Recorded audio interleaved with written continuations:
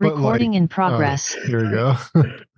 Just because we're gonna have it's gonna be so good. But yeah, I always wished that I always tried to like push for more kind of video content. Like I just thought it would be cool if we could maybe get a crew of 2 or 3 people with like a camera and like travel around and film artists like performing and just like do a little interview or something. Dude, yeah. Just because I felt like that kind of thing, at least back then, was like more rare. Like it was like you never got a sense of these artists' personalities or just like who they were or something like that.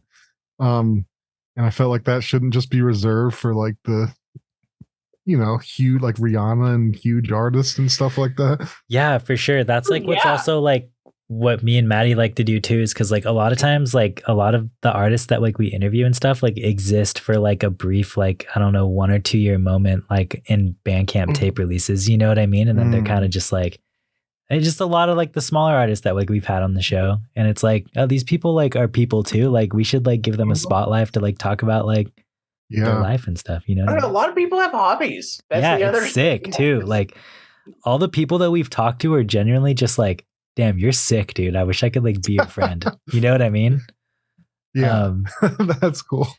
Yeah, there's certain artists, like, do you ever wonder this, like, where you're into certain artists and then like 5 or so years passes and they kind of haven't done anything in a long time? Yeah. And it's like, I was thinking back, like, what are they doing? Like, where, like, did they just get like crappy jobs or like what are they, there's just so many artists like that where I'm always thinking about like what are they doing? Like, there's seriously. 2 artists on Cranky that I think Dedicant Cut is one of the biggest ones. I have no clue what's happened to that guy. But he did it one ambient album for Cranky and's dipped, gone for 5 years, and then slowly the other woman, she's a Native American Cherokee woman also on the label. She's just announced a new vinyl for them. He's quietly done some tapes, but it was like, what happened? Well, you guys signed this like cool woman doing like the synth music. What happened? Oh, okay, good. She's still going. Great. Yeah. It could be they just transition like out of the scene you're kind of in or something like that. I know, that's what I think too. Like there's actually, so I have like a really good like local kind of like story to this. So like I'm really into like a lot of like the local like indie music and stuff. And so like our local scene got like kind of known in like the Twee era for like this label called like Yay Records. And wait, where's your local place again? So the station's based out of Santa Barbara, but this label was out of Oxnard. And so it's like maybe like 30 minutes south from Santa Barbara. But so yeah, Yay Records was like putting out just like, one of the bigger bands was like the Sea Lions. They got like signed to like Slumberland. And then there was like Nick Hesler and like Catwalk. They got like picked up by like, Captured Tracks and stuff, like pretty wild. But then like one day, like, I don't know, it just seems like Yay Records just like disappeared and there was like nothing really online about them. Like obviously the people that are still like really obsessed with Twee like know about like Yay Records and stuff. But then anyways, like, it was this mystery like in the local scene, like what happened to like Yay, and like through some of the stuff on my show, I'm trying to like pick up the pieces. And then one day, like Eric, the guy running Yay, makes an Instagram and just starts posting all of like the old releases. And I was like, dude, where'd you go? You've been gone for like 15 years. Like what happened? And now he's like starting to host shows again. It's just crazy. You know what I mean? Like, yeah. Did he ever answer like what was going on? Dude, I like interviewed him on my show to kind of like get to the bottom of it. And he was kind of just telling me that like, people started moving away, like his band Maria, like, all the people like, left the band, like just stopped making music. And he kind of just like graduated college and got a job. And like, that was the end of that. The scene was kind of just not as active at the moment when he left. Well, also it's so easy to forget something. Well, not for artists, but for like more casual listeners, I guess, easy to forget that there's like barely any money. Yeah, for sure. In music and like in the band you're really into is probably like is perceived as being more popular and like having more money and being more secure than they actually are. So it's like, so that, in like, in notoriety changes so quick. Like it's like so easy to just suddenly have to find something else to make money with. Do you know what I mean? Dude, yeah, it's like so interesting. Yeah, that's just like how it goes. And I feel like that just happens like time and time again with like, we were talking to like Ben Seritan, and he had like the one song pick up on a playlist, but it only got like 600 to 700,000 streams. And it wasn't a lot of money compared to other endeavors he'd done. But it was like the kind of song that showed up on an ambient playlist. And if you didn't know the context of Ben, you'd be like, why does this exist? And you'd get all big mad maybe. But it's a really great, sweet piece that he did. Yeah. It just happened to get connected. And Maddie's internet went away. But yeah, dude. Yeah, it's interesting. Yeah, if you have like, it's kind of interesting how you can have one really like playlisted song on streaming, and like there's a certain threshold where you get so many plays where it like actually starts to really help like month to month money wise. Yeah. And it seems like almost random if that's going to happen or not. Like I've someone sent me these like kind of secret Spotify playlists where it's like I think it's maybe it's automated, but like it's like all these, how to explain, I should send you this link. It's like these insane regional playlists, really, where it's like where from like all over the world, where it seems to be compiling like massive playlists based on metrics that I don't know. Like I don't know what the metrics are, but I think the purpose of it is to like sort out like, I guess like kind of what's going to be the next viral song or something, or like what's going to move up from these like kind of secret playlists into their like legit up and coming. It's it's like creating test markets, but on a new, really, really digitized, algorithmized level. It's so abstracted that you can't. It's like, then what even is the regionality there? Can a song have a regionality in that context? Yeah. Well, I'll send you. I have the link bookmarked. Someone on Reddit found these basically. Oh, really? And it was literally regional based. Like it was definitely based. There was country ones, but I want to say there was like more specific regions, like regional music. And then there was, of course, like genres too, like hundreds and hundreds of like random micro genres, where they were just like generating these like almost test market playlists. And it seemed like, I don't know how songs would bubble up from them, but like I don't know. I'm not doing a good job of explaining, but it's kind of something you just gotta see to believe. Dude, like, send the link. I want to see it. Like I'm intrigued. That sounds like really interesting. This has been a great start. Yeah. I guess well, anyways, to everybody listening, this is Keith Rankin, and you're tuned into TBD here in KCSB FM 91.9 in Santa Barbara and netnetradio.com out of Tijuana. But yeah, anyways, Keith, I don't know, Maddie, do you want to take this first question you put down? Honestly, we're just gonna keep things rolling. Keith, again, thanks for joining us. We're hoping things go well at the moment. We'll get into a lot of the different projects and work you got going on here, but the big thing, we know you do a lot of different commission works, and I've just kind of been curious off the bat. Have you ever traveled anywhere because of your graphic design? Is that something that just kind of happens as part of the job, or do you go to Zine Fest or stuff from that? Or no, I never have. I've never done like a gallery show or anything like that either. Really? No, never. I've never had any like IRL stuff because of the design. Is all of your art like specifically only like out of necessity for like album covers, or do you ever just like make stuff for like fun? Or I for years I didn't. Like I was, well, for I want to say maybe like 4 or 5 years I was doing I was doing visual art like for my job, basically commissions. Yeah. And during that time I didn't make a single thing for fun. It was all commissions, all but then I kind of got really like burnt from that freelance grind, essentially. Yeah.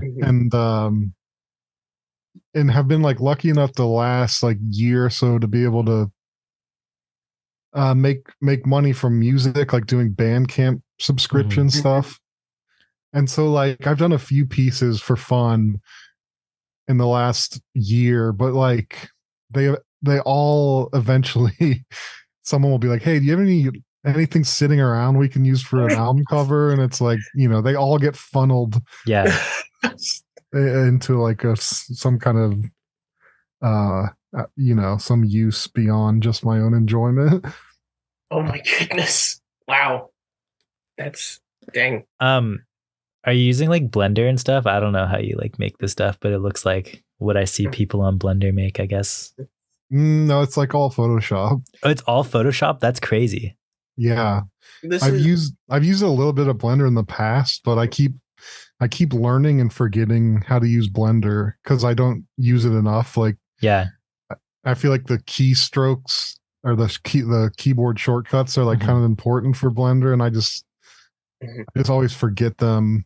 So I need to use it more to be able to like be really good and quick with it. I just always fall back on Photoshop, really. Dude, that's crazy. I honestly didn't know that you could just like create like that, I don't know, technical like art, I guess, with only Photoshop. I figured people were using like the other like suite of apps too. And stuff. No, like I mean, it's real. I mean, it's closer to traditional like painting than you would imagine, honestly. Oh, really?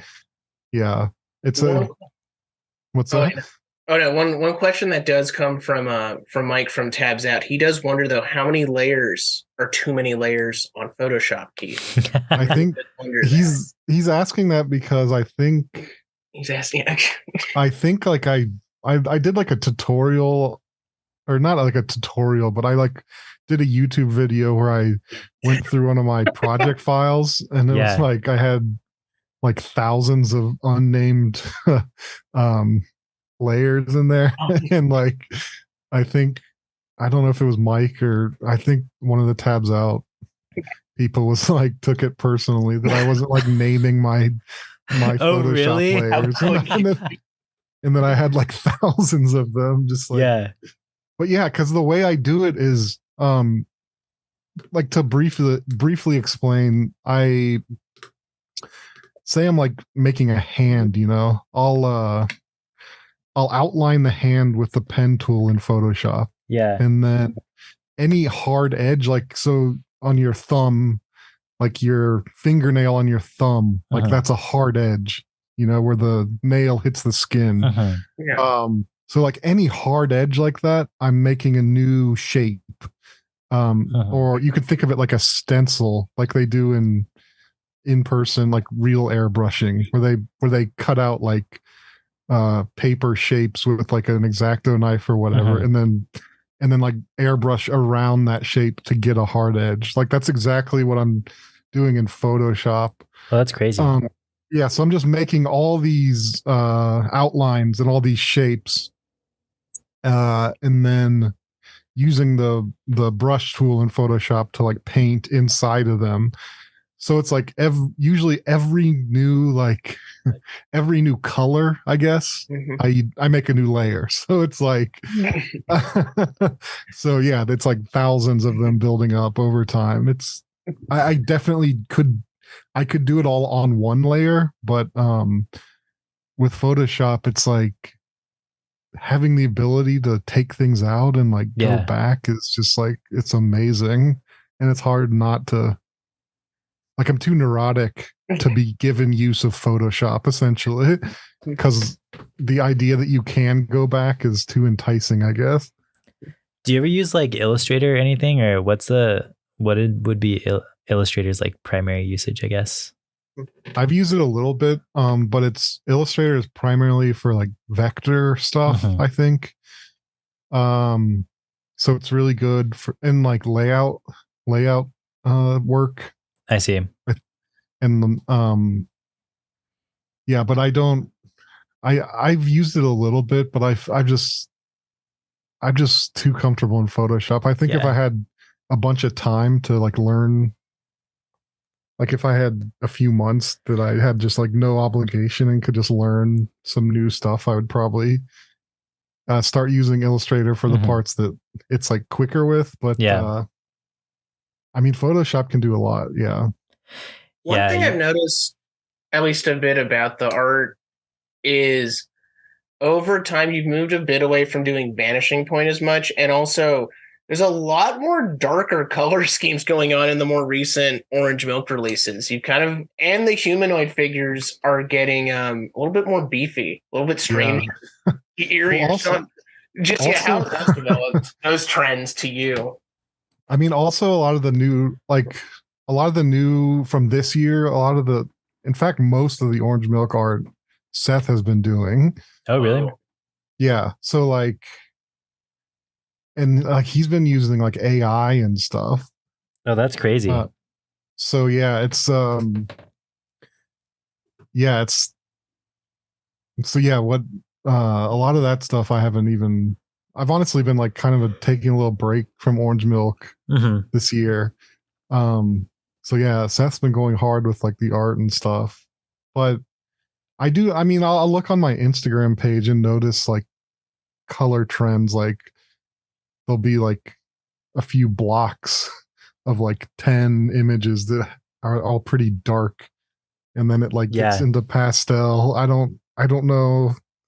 I can't explain that. I don't know why. With again though, with some of the AI stuff, I know at least on Twitter you've been monitoring or having fun with some of the early beta access tools or different kind of applications. But how has AI at least progressed for you art wise in the last like 18 months? Yeah, I was messing around with Midjourney a lot. It's like as an artist, it was like I have to. It's like there's something where you can just like type in something and it like suddenly like spits out a like somewhat representational image of what you're typing. Like it was, I don't know. It was just that idea itself was very exciting to just play around with. What's it called again? Midjourney. Yeah, that's like one of the I mean, I had been kind of messing around, like, and there's DALL-E is another one, which I don't. I know the guy from Moonglyph used it to get. Right. Yeah. To get what? Like the guy on Moonglyph tried to get an image of a rock, and until he got the one he wanted, and that he did that for the Erasers release. Yeah. Oh. Well, we were like, oh, sick. That's DALL-E. Like, okay, it's super low. I want to see that one. Yeah, I think it's. So yeah, where to even begin? Like, I've been through a lot of phases with how I feel about the art and stuff. I still think it's really cool to play around with, but like so when did like Midjourney version 4, I believe, was when the text to image generation AI stuff really, like, to me, propelled forward massively, where it was like, okay, now the images are looking more like replications of human work, if that makes sense. Previously it had been more like of a very stylized, like kind of novelty look, where, sorry, I think it was cutting out for a second. Where it was like there was a house style, like it's like we can look at AI art from like 3 years ago, 4 years ago, and it's like it has a style, like it has a look to it. Yeah. And it's, I mean, the new stuff still does too. To like spoiler, that's where I'm kind of going with it. But like, it's when you first start messing with it, now it's way less more apparent. Like the house style is way less more apparent.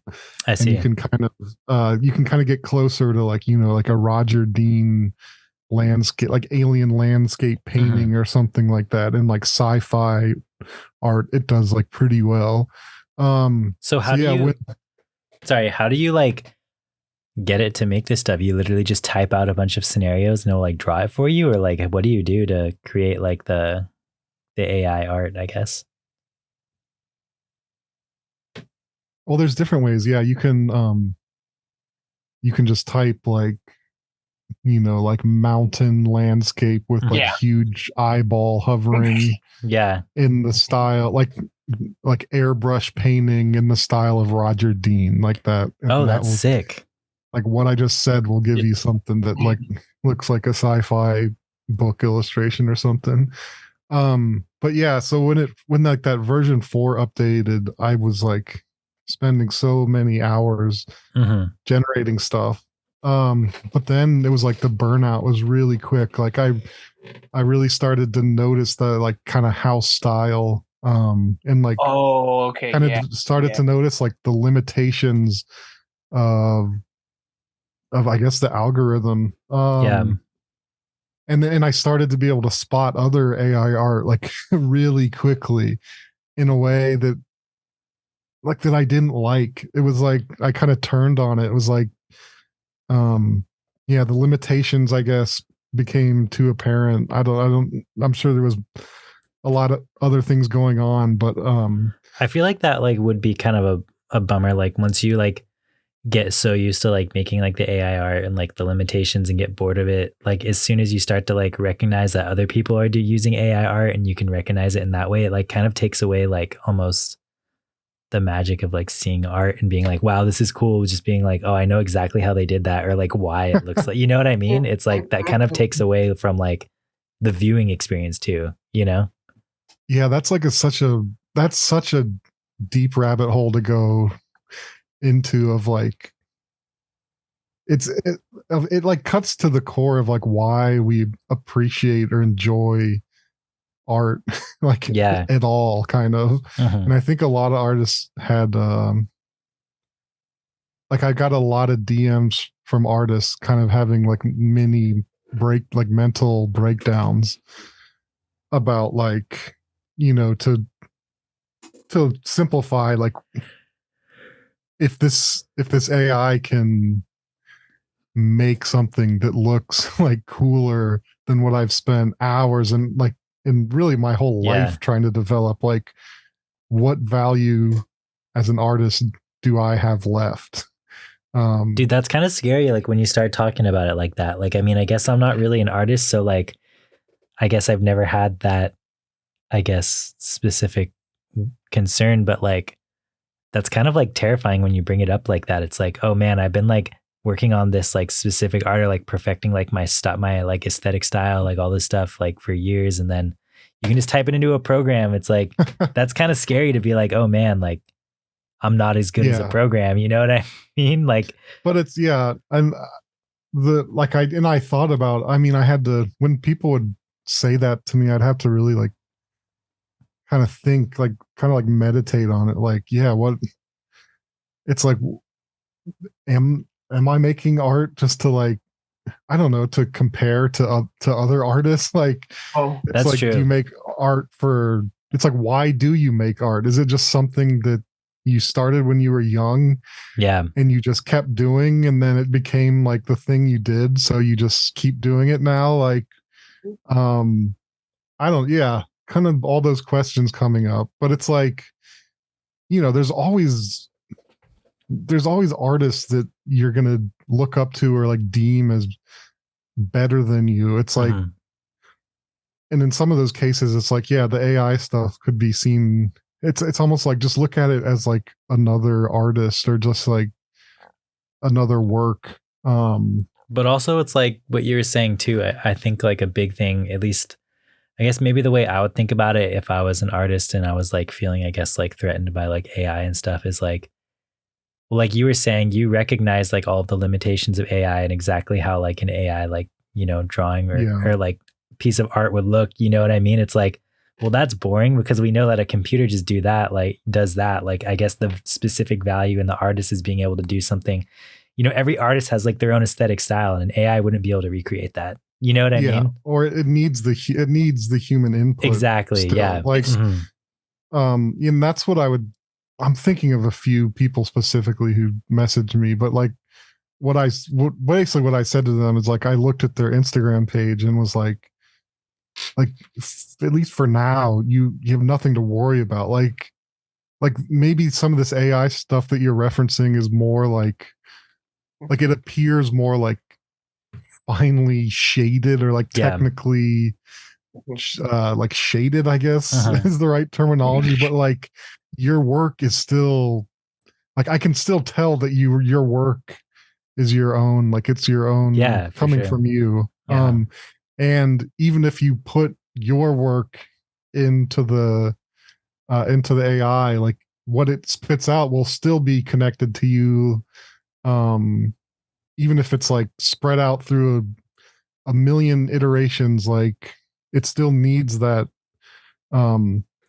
source input from the artist. And in fact, I'm pretty sure they've tried to train AI on other AI art, like to kind of test if it can like spiral, like, you know what I mean? Like if AI art can start way back with a human input, but then like eventually try to train it itself on like other AI art. Only taking like another level of abstraction. Yeah, do you know what I mean? And and if it can do that, then it can like really spiral and like kind of grow exponentially. But I think what they've found is that the realism or like the representation starts to really break down when it stacks like that. Oh, really? Yeah, like it just becomes kind of garbled nonsense. I just think of it as like the Google like dream sequence or something like that, like just looking weird eventually. Or it just stops basically. It untethers itself from the human touch, basically.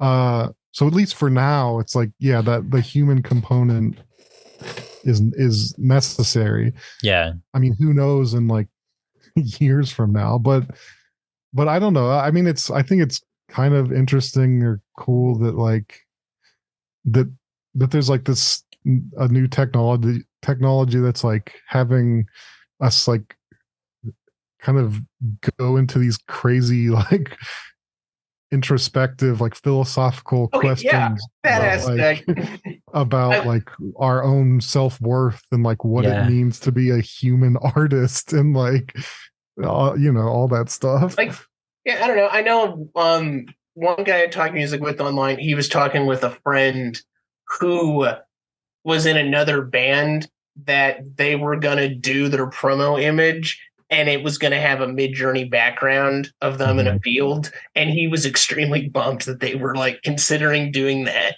He was having introspection from this technology, knowing like, this is going to be how we make a PR photo now. Yeah, I guess that's because we don't have any other good fields around here. Okay, but Mid-Journey gave us one.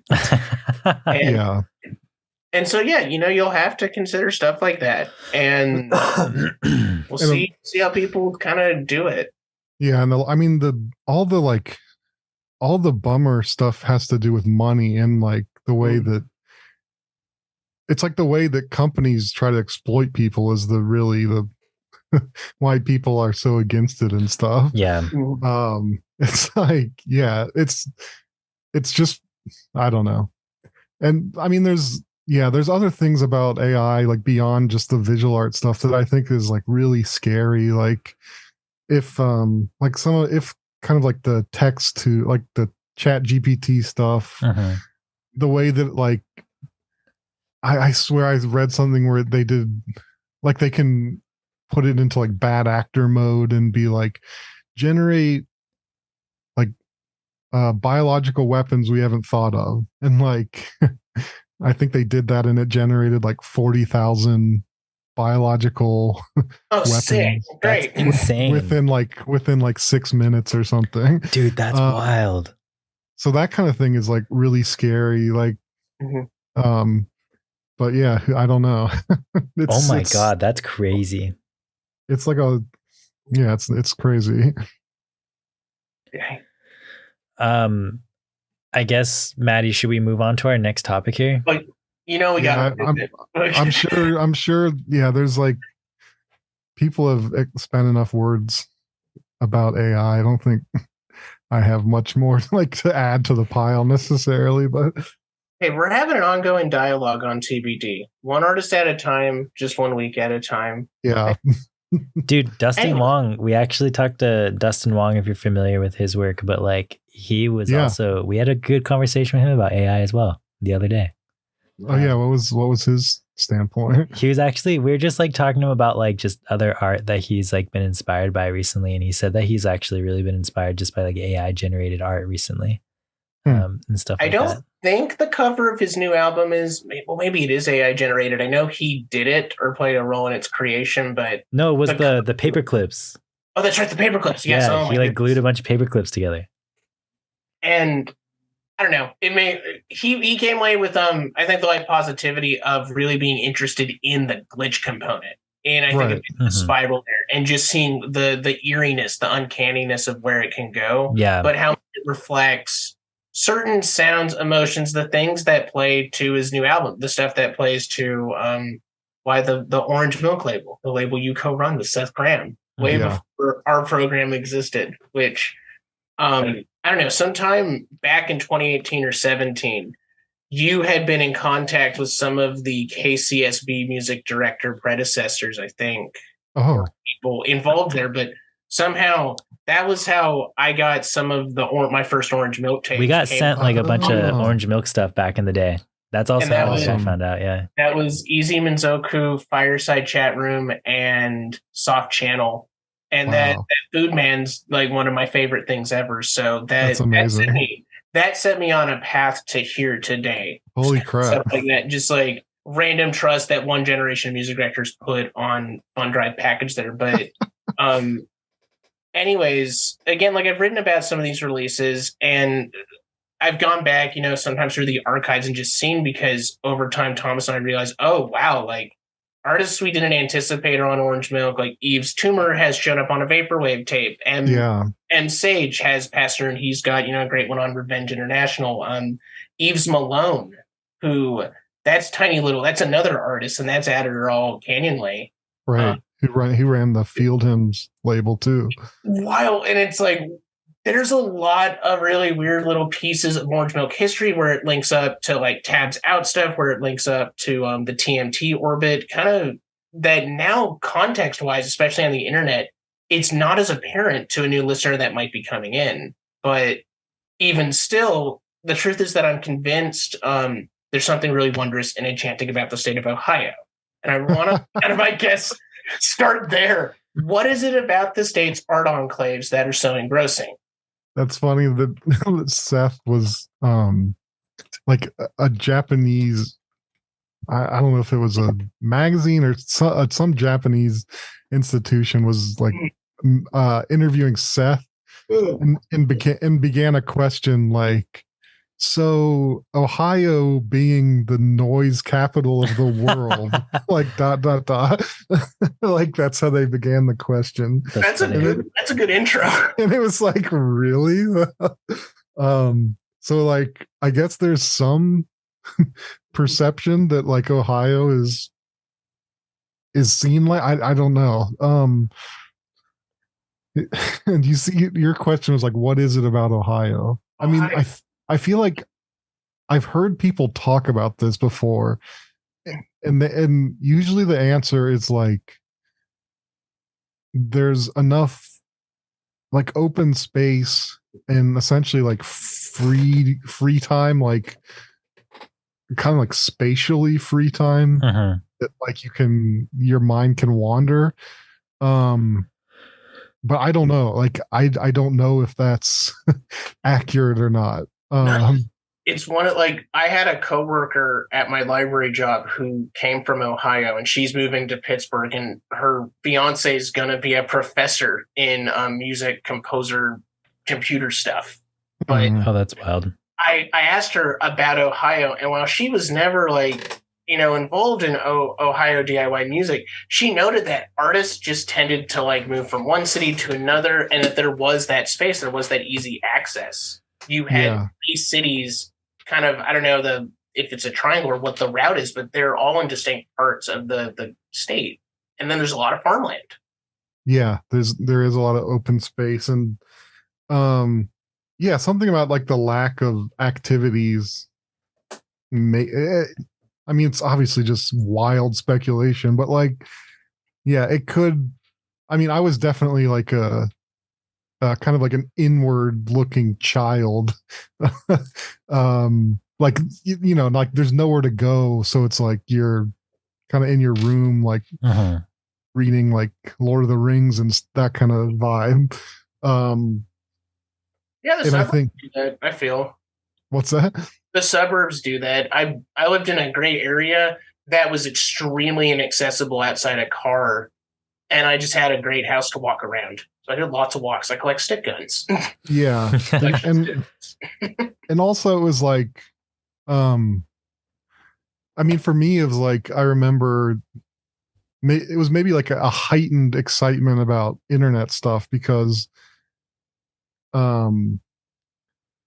like when you get online as a kid for the first time, it's such a contrast. Basically, it's like a culture shock because like kind of the Midwest culture is when you grow up in it,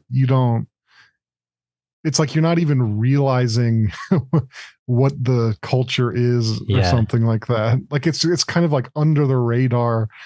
And then for me, like getting online was like, holy crap, like there's all this other wildly different culture that I have like that I'm experiencing for the first time.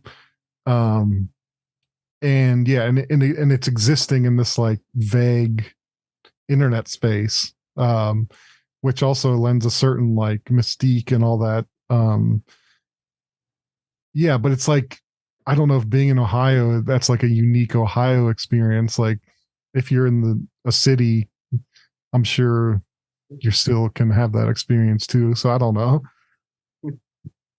All right. Who else have we had from Ohio, Maddie? We've had, do you know Jen Powers and Matt Rowland? Yeah, we're friends. Yeah, I went to their wedding. Oh, really? That's crazy. Yeah. We've had them on a couple times, and then we had Jason Garish on the show, the Cloud Nothings dude. And I know him too. Yeah, and we haven't talked to Tim of Tiger Village. He never returns our messages, but I've talked to Tim. If you're listening, let's get you on the show, dude. That's absurd. This is the funniest thing. I'll be like, Tim, do you want to come on and promote Tiger Village and Suite 309? No response. Hey, Maddie, do you want the next batch of tapes? Yeah, absolutely. What's that incredible batch of tapes? I have no words. I want to put the time. I just cannot get myself. It's like, what do I say here? These are the best. And we all even at tabs out. We're going to say if the 2023 tapes they put out are like the best. Mike and I, they're probably like top 25 of the year. That's we hate awesome. to give it to Tim, but Tim, get on board. Come on. How do you go about like? So you're saying it's hard to find the words like review the tapes, right? Actually, with some of the Suite 309 tapes, yes, in all honesty. Some tapes as well where I get them and I'm like, I can tell you it's a good tape, but there's so little of a realm for me for in my beat. Yeah, right? like this is the best thing. Like, so when you like review something, are you coming at it? I mean, I'm sure the answer is like always, but like, are you listening to it and like trying to write about just what you hear, or are like you trying to come from like a more musicologist approach where it's like you're trying to contextualize the music in some kind of like lineage or something like that? It's definitely a combination of both, and I think a lot of the best reviews I do are the work of someone. It's me just like reading up on something or really having spent a while knowing a few different contextual pieces and thinking there's an argument here. Mm-hmm. And this is to me what makes I think a lot of music writing really in a frustrating spot right now is there aren't a lot of writers that get that opportunity to cover stuff only in their beat, very specifically, that doesn't come down to here's exposition on a tape or a label that's praising it. And that's fine. I think that still is noteworthy good stuff. But at least with the Tabs Out reviews, I do fall back on sometimes just like 2 to 3 paragraphs. And here's just what I'm hearing in the tape. Here's a bit of sound. But it's also why like I have struggled, I think, or I don't write about a lot of Orange Milk, because some of those releases I do hold in very high regard, or I'm like, okay, I can write about this because I want to tackle it. I want to give it the Tiny Mixtapes review that it yeah. would. And I feel like the lack of that kind of those kinds of reviews for tape music has been, the certain energy's been missing on that front. But when the time, and that's just like, damn it, because there's some stuff that I just don't have the time to cover, but then I'll get back in with like a free jazz tape or something else that just grips me because I'm hearing a sound or I'm hearing something novel again that's bringing me back. And that still at least keeps it going. And as long as I like treat it like that and just find something in the pile, I'm always pretty content. Yeah, it's a tough. Do you know like how many there aren't? I see people saying that like a lot of the publications are kind of going away. Like your Fader and Fact Magazine and that. Is Fader gone? Kind of places. Oh, I don't know. I honestly haven't looked in a long time. They cut back. Fader's cut back. Really? I just don't see a lot of.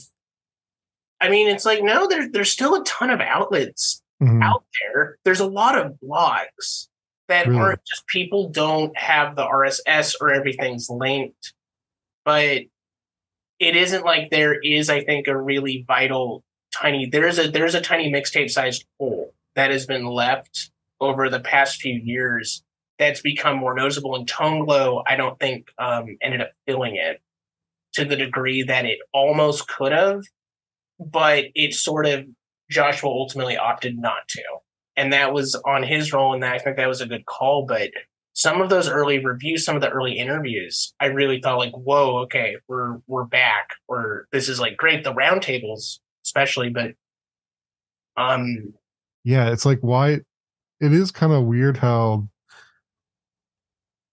like what it does to have like kind of a centralized location that can it's really hard to talk about actually. Like it's like I don't know how to articulate why Tiny Mixtapes felt like so crucial to a certain strand of music. Do you know like Thomas and I were coming in on that right as it was going on hiatus, becoming really aware and logging on and starting to care about like seeing, okay, that's our in, this is where we're gonna, and just it dipped. And then Ryan Masteller had kind of bowed out at Tabs Out, and he's doing fine. He's chilling. Yeah. He's got a box of tapes and we'll put something out once a month, but he like needed to scale back from that. And honestly, when I was talking with Mike earlier a couple weeks ago, and he suggested that if no one had written for the site in the past 3 years, they probably would have stopped the podcast. And Tabs Out. Yeah, I was like, what? Mike, what? So the goal is to keep that going. I feel very strongly about keeping some outlet for those guys to goof off going, but I'm like, I know again, you were part of Tiny Mixtapes back there, really kind of between 2009 to 2012. There's some really interesting early stuff that you did right at the end of the decade, where you had an early interview with One O Tricks Point Never over email. Yeah, that is, in hindsight, I think really telling about like his style of music and his kind of confrontation of what he's doing, but also where some of the Giant Claw stuff goes. You have that hip hop think piece that's really solid. Like, oh god, I will not read anything I wrote. Like I'm too embarrassed. Likewise with my stuff. But like, what drew you to Tiny Mixtapes, and then how did you kind of know instinctively you were in it for the critical, academic, or aesthetic stuff there? Sorry, what was that again? What drew you to Tiny Mixtapes? Oh, and you were kind of into music writing from like a critical or aesthetic standpoint. I think, yeah, like I had been on an anime message board Oh, hell yeah. Doing like when I was a teenager. Yeah. And that's kind of how I like learned how to write. I was in like a text-based role-playing game on a message board. Nice. And that's sick. And I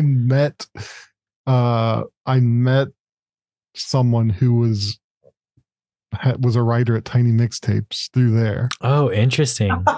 That's sick. Which is so funny. Yeah. And I just sent like a cold application to Tiny Mixtapes and like got on pretty early on. But the thing is, I was so young that I don't know how to answer your question. I don't know what the hell I was thinking or like what my impulse was to write. Like looking back at it now, it's like it's almost like I don't even know if my brain was like online or like in a way that was like in the way that's just like from them. Yeah, it's just like such a different, I don't know. It's like I just feel so disconnected from who I was back then or something like that. Yeah. That it's like hard to even get in that mindset. But I mean, I was just I was like hungry for music. Like I just wanted to hear, I was like a sponge and just wanted to hear more. Like music gave me like goosebumps and made me feel great and just like, and wanting to get more of that. And especially like back then I got in a pattern where it was like, I would like to hear things that were like off-putting or like that offended some of my like musical sensibilities and try to be like, whoa, like what's going on? Like, why is it doing that? You know what I mean? Like, oh my God. Yeah. like why, like why is my taste solidified in this way that it can be like offended by just some musical element? Do you know what I mean? It's like a weird thing. And I know at that time, at least in 2011, were you the editor of the Chocolate Grinder? Or you were kind of running that or had some role in that aspect? Yeah, at a certain point, it was like reviewing. Like I can't review. Like it's just like I'm bullshitting too much. Like I'm not a good enough writer. So yeah, I started becoming just like a copy editor practically. And yeah, I was doing Chocolate Grinder and kind of just like scouring SoundCloud for these like unheard artists to just put on there. What's Chocolate Grinder again? It was like it was a section where we just covered like random singles, essentially, like single track. Interesting. Yeah, and I know a lot of the writers, like it became almost like a fun thing to just try to find just the most random obscure stuff that like actually spoke to you in some way and try to like highlight that. It was fun. I think if I recall from another interview, like the final day that you're doing stuff for Tiny Mixtapes is the first day that Mari shows up to start contributing to Tiny Mixtapes. Oh, really? Yeah. I think I've heard her say that, but I don't remember. I think I just I think I just have a memory of her saying that, but I'm good at remembering some things, but bad at others. Like, so I guess she emailed me and I was like, yeah, I'm like out. I'm out of here. Like I can't help you or something like that. Did you or no, you go, Thomas, you go. I was just gonna say, why'd you leave Tiny Mixtapes? Partly because it was like, I mean, like I kind of alluded to, is just I got too neurotic about reviews, and like it felt like every review that I wanted to do ended up beginning with like an existential question about what taste is. Yeah. And it's like, I mean, there's a room for that, but like no one wants to read that shit like all the time.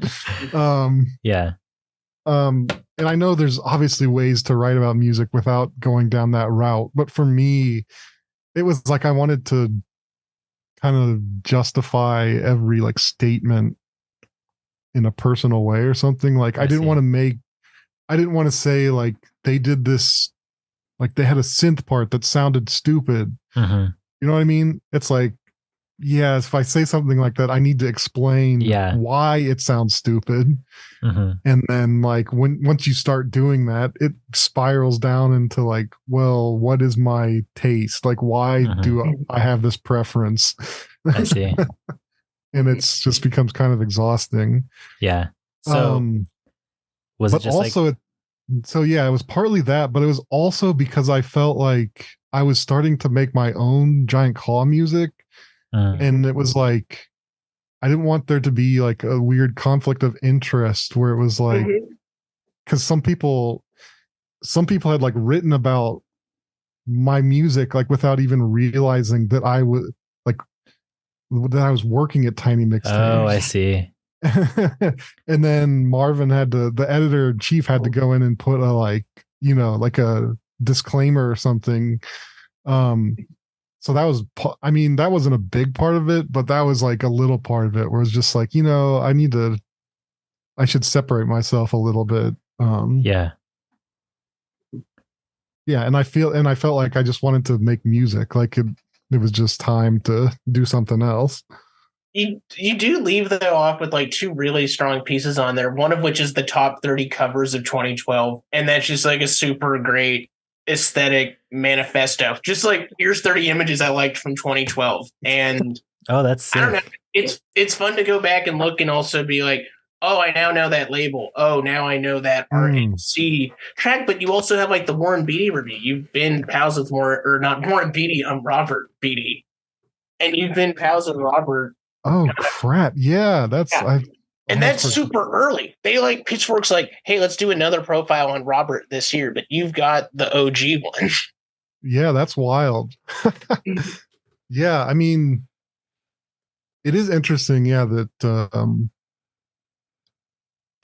Mixtapes really, like, we were really pushing like Oneohtrix Point Never pretty hard back then. And like early vaporwave stuff, like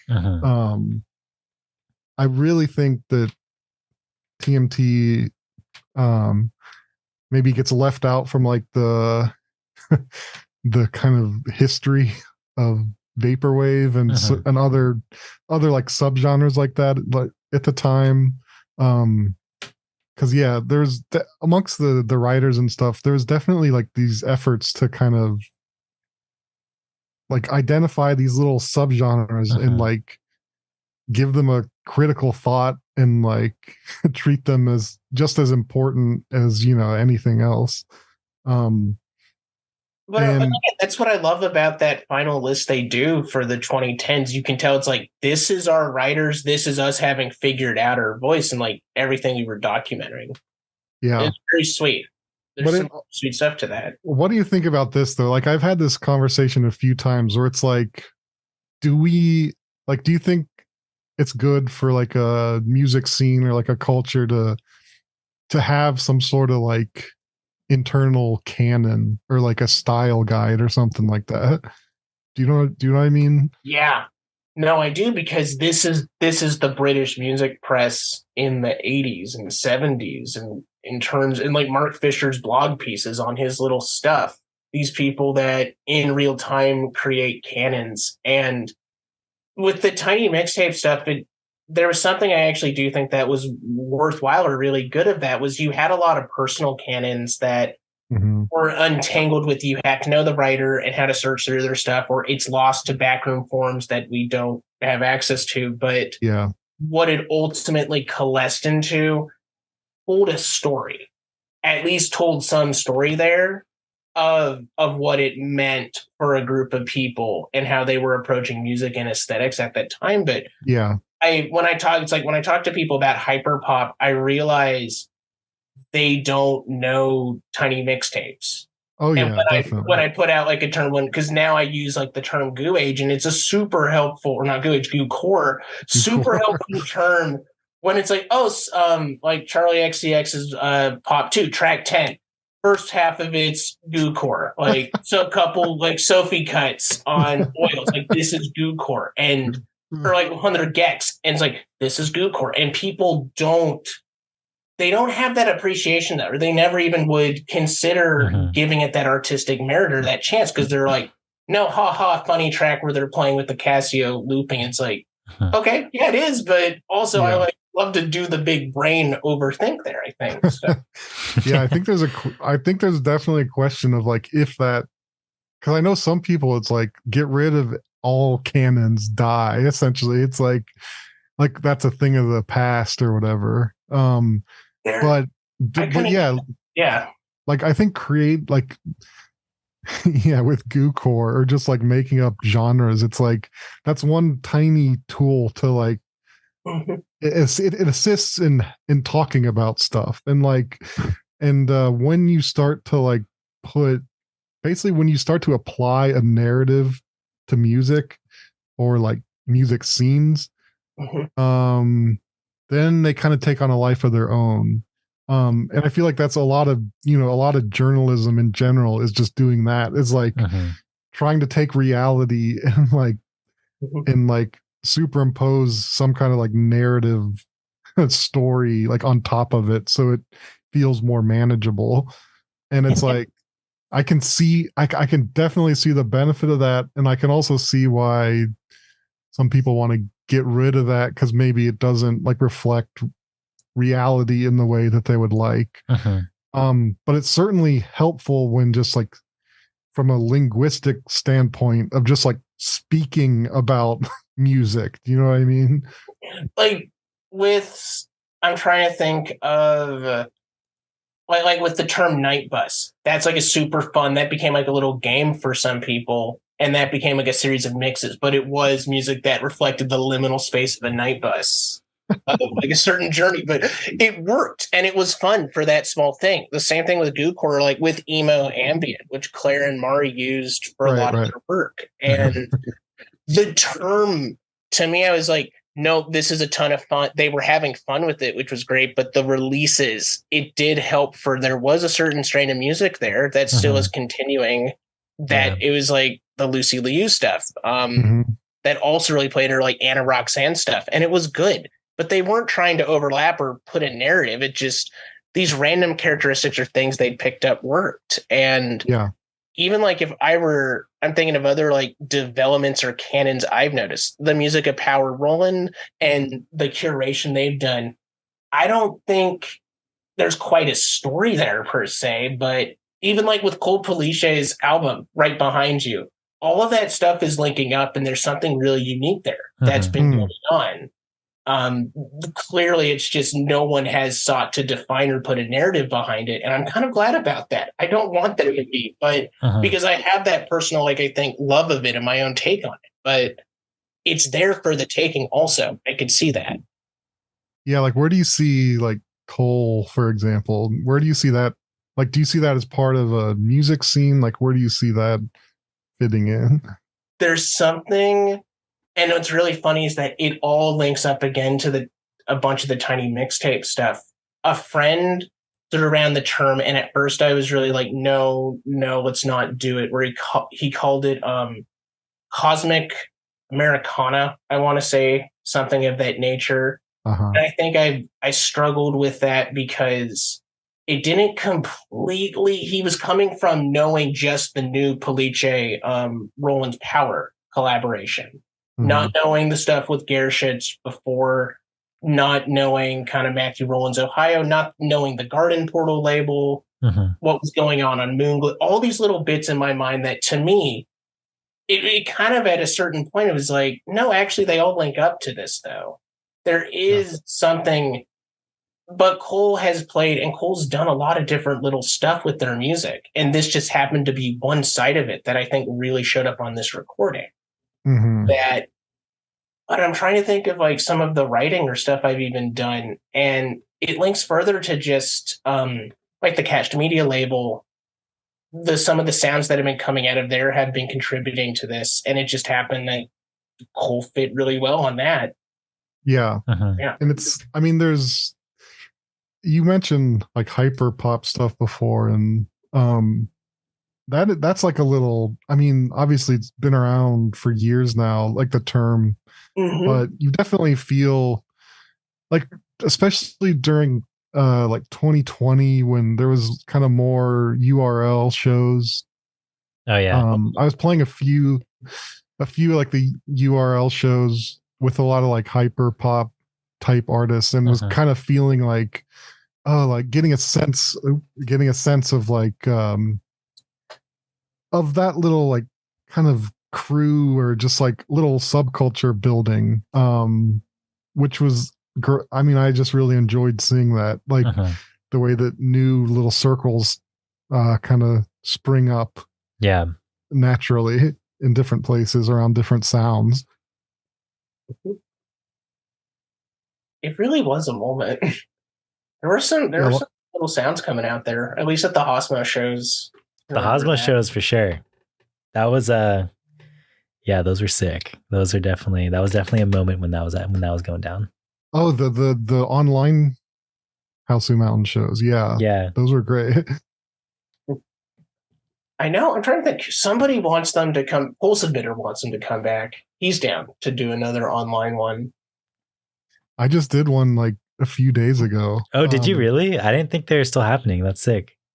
Yeah, it was with on the like the group I'm in, Death Dynamic Shroud. Like we have a Discord, and there's tons of just like young musicians on there. It's like every single person on there makes music. So yeah, the URL show I did was with a lot of those people, like super young, like, you know. That's so like sick.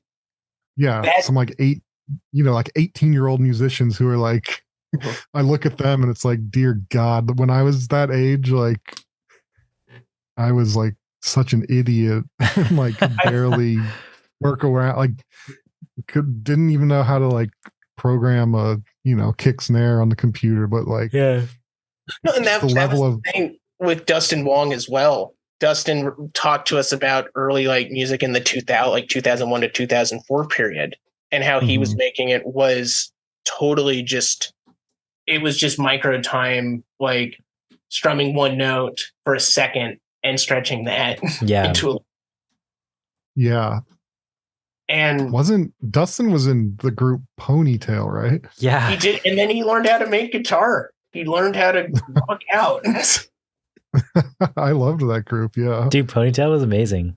I didn't know about them until we interviewed Dustin, and then it was like right before I was like, someone had like submitted like a listener question and was like, Ponytail when? And I was like, who's Ponytail? And I looked them up and I was like, dude, this is so sick. Like, how did I not know that Dustin? Like, I guess I was just introduced to Dustin through just like, I don't know, local like LA ambient shows and stuff, you know? And like, I never looked like past like that. But then when I don't know, it's just interesting, you know? I think it's time for that kind of like, that like crazy energy rock music to get popular again, I think. Dude, yeah, I feel like we're definitely in like all the popular, I don't know, rock music is very slower. It's just different. You know what I mean? We're just in a different wave, but that stuff was... It's really funny because there was like this article I read on Defector, and it's one of their local rabble rousers in San Francisco, and he likes a lot of like the British crankwave bands, like the actual arena ready, or have like hundreds of thousands of Spotify listeners, but no American following. Just really? Just the kind of stuff that like they have to play in a bar. They're not playing at even like an actual like stadium, or like not like a stadium, but like a rock club. Nope, just at a bar. Yeah. I've never heard crankwave before. Neither have I, actually. What is that? Crankwave describes a group. I mean, it's kind of a loose term to describe a group of the new British alternative bands, specifically the ones that came out after Sleep for Mods, but really before the first 2019 Speedy Wonderground singles. So it's like Idols is probably the biggest crankwave group. Murder Capital being another one. Fontaine's DC have kind of escaped this fate, but they're also there. Shame is there. It's just like major like indie label post punk that isn't like the Black Midi or BCNR kind of stuff that was much more technically like weird and gripping as a result, like gripped a lot of people. It was straightforward, just punk. Interesting.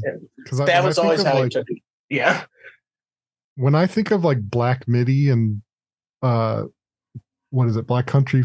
What is New it? Road. Black Country New Road. God. Black Country New Road. I just think of like Rate Your Music, basically. Well. Oh, really? Yeah, man. It's hard not to. That was like Rate Your Music is like its own. That's like its own. I don't know how to explain it. Like it's like its own genre. Like Rate Your Music core or something like that. And, I mean, at least on your end, we kind of have tiptoed around this. We're improvising around questions, but with like between the time of Mirror Guide, I remember Mirror Guide comes out and I'm like, oh my God, this is it. Like we're looking at like a top 10 album of the year. And then your mixtape for DDS drops. And I hadn't known about any of that history at all. And it just all of a sudden it gets a Fantana review. It's there on Rate Your Music and it's really big. And it's completely outside of the typical community that was into, I mean, it's an extension of, but like the Tabs Out guys were paying attention to DDS and a lot of the older kind of guys, but a lot of young and like a person I'm in a Discord server with, he's probably in the DDS server and he's a big fan. That's how he got into your music. He wasn't aware of like a lot of the Orange Milk stuff, but just loves DDS. Yeah, it's bizarre. Like it's a whole different. It's weird. Essentially, like hopping between the two music scenes. I guess is the only way to put it. Like it's. I mean, I can definitely tell the difference. Like, yeah, it's kind of bizarre. It's like living like a dual reality or something. but yeah, I mean, I'm right now it's like Death Dynamic Shroud stuff is like paying my rent. Like that's how I'm like that's what is keeping me going. Like that's how I'm making a living. Dude, that's crazy. It's like yeah, a lot of my focus has kind of shifted to that recently just because of that reason. But yeah, I mean, you mentioned Mirror Guide. Like, I still think Mirror Guide is like, I'm just very proud of that record, and yeah, that's like a lot of like the whole 2010s, like kind of the way I was trying to think about music and just like ideas about musical structure and stuff like that. It was kind of that album was kind of the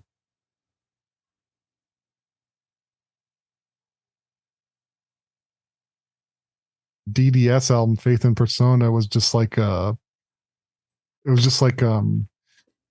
quick like burst of just like musical energy or something.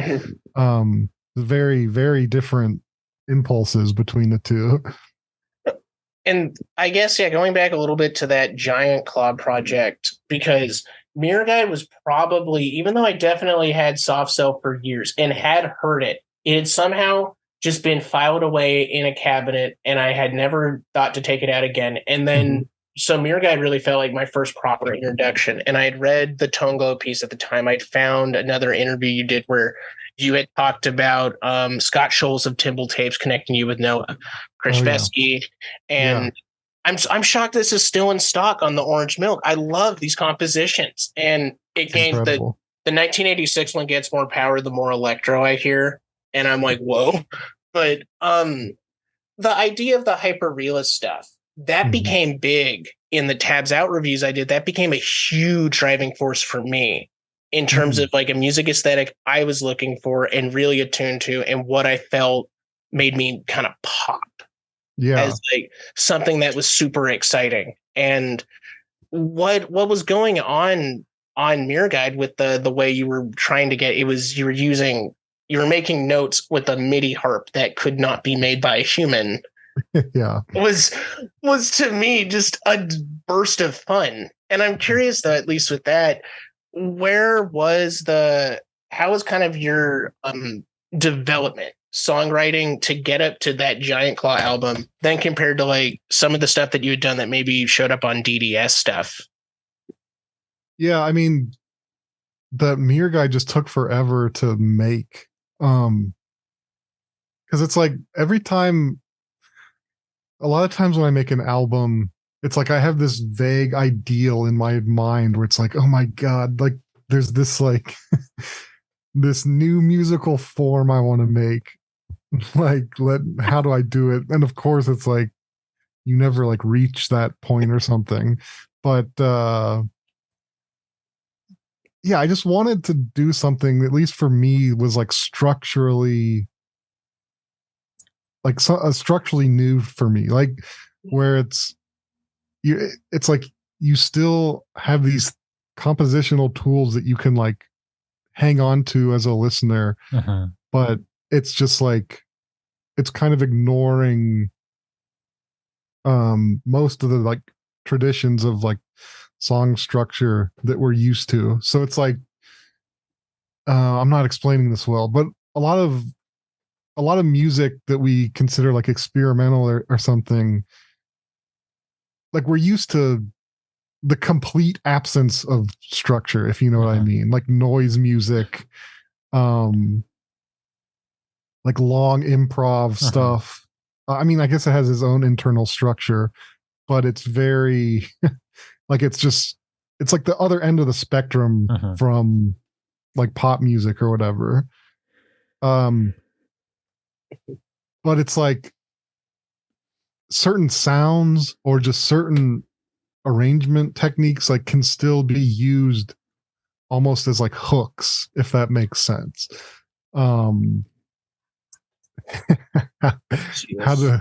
yeah, it's like with Mirror Guide, it was just like it's like, how can I make this, for lack of a better word, like still be catchy, but also exist as like this formless, like flowing music. Yeah.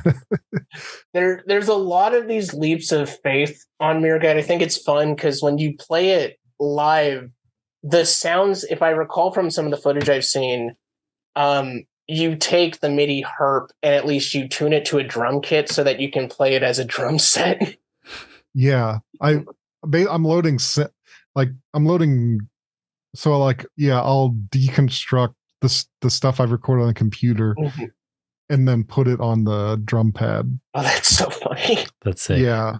So it's like every instrument becomes the drum pad. But it's basically, it's still triggering samples. It's just, yeah, I'll arrange it so I have like 9, notes that I can hit and playing it like that.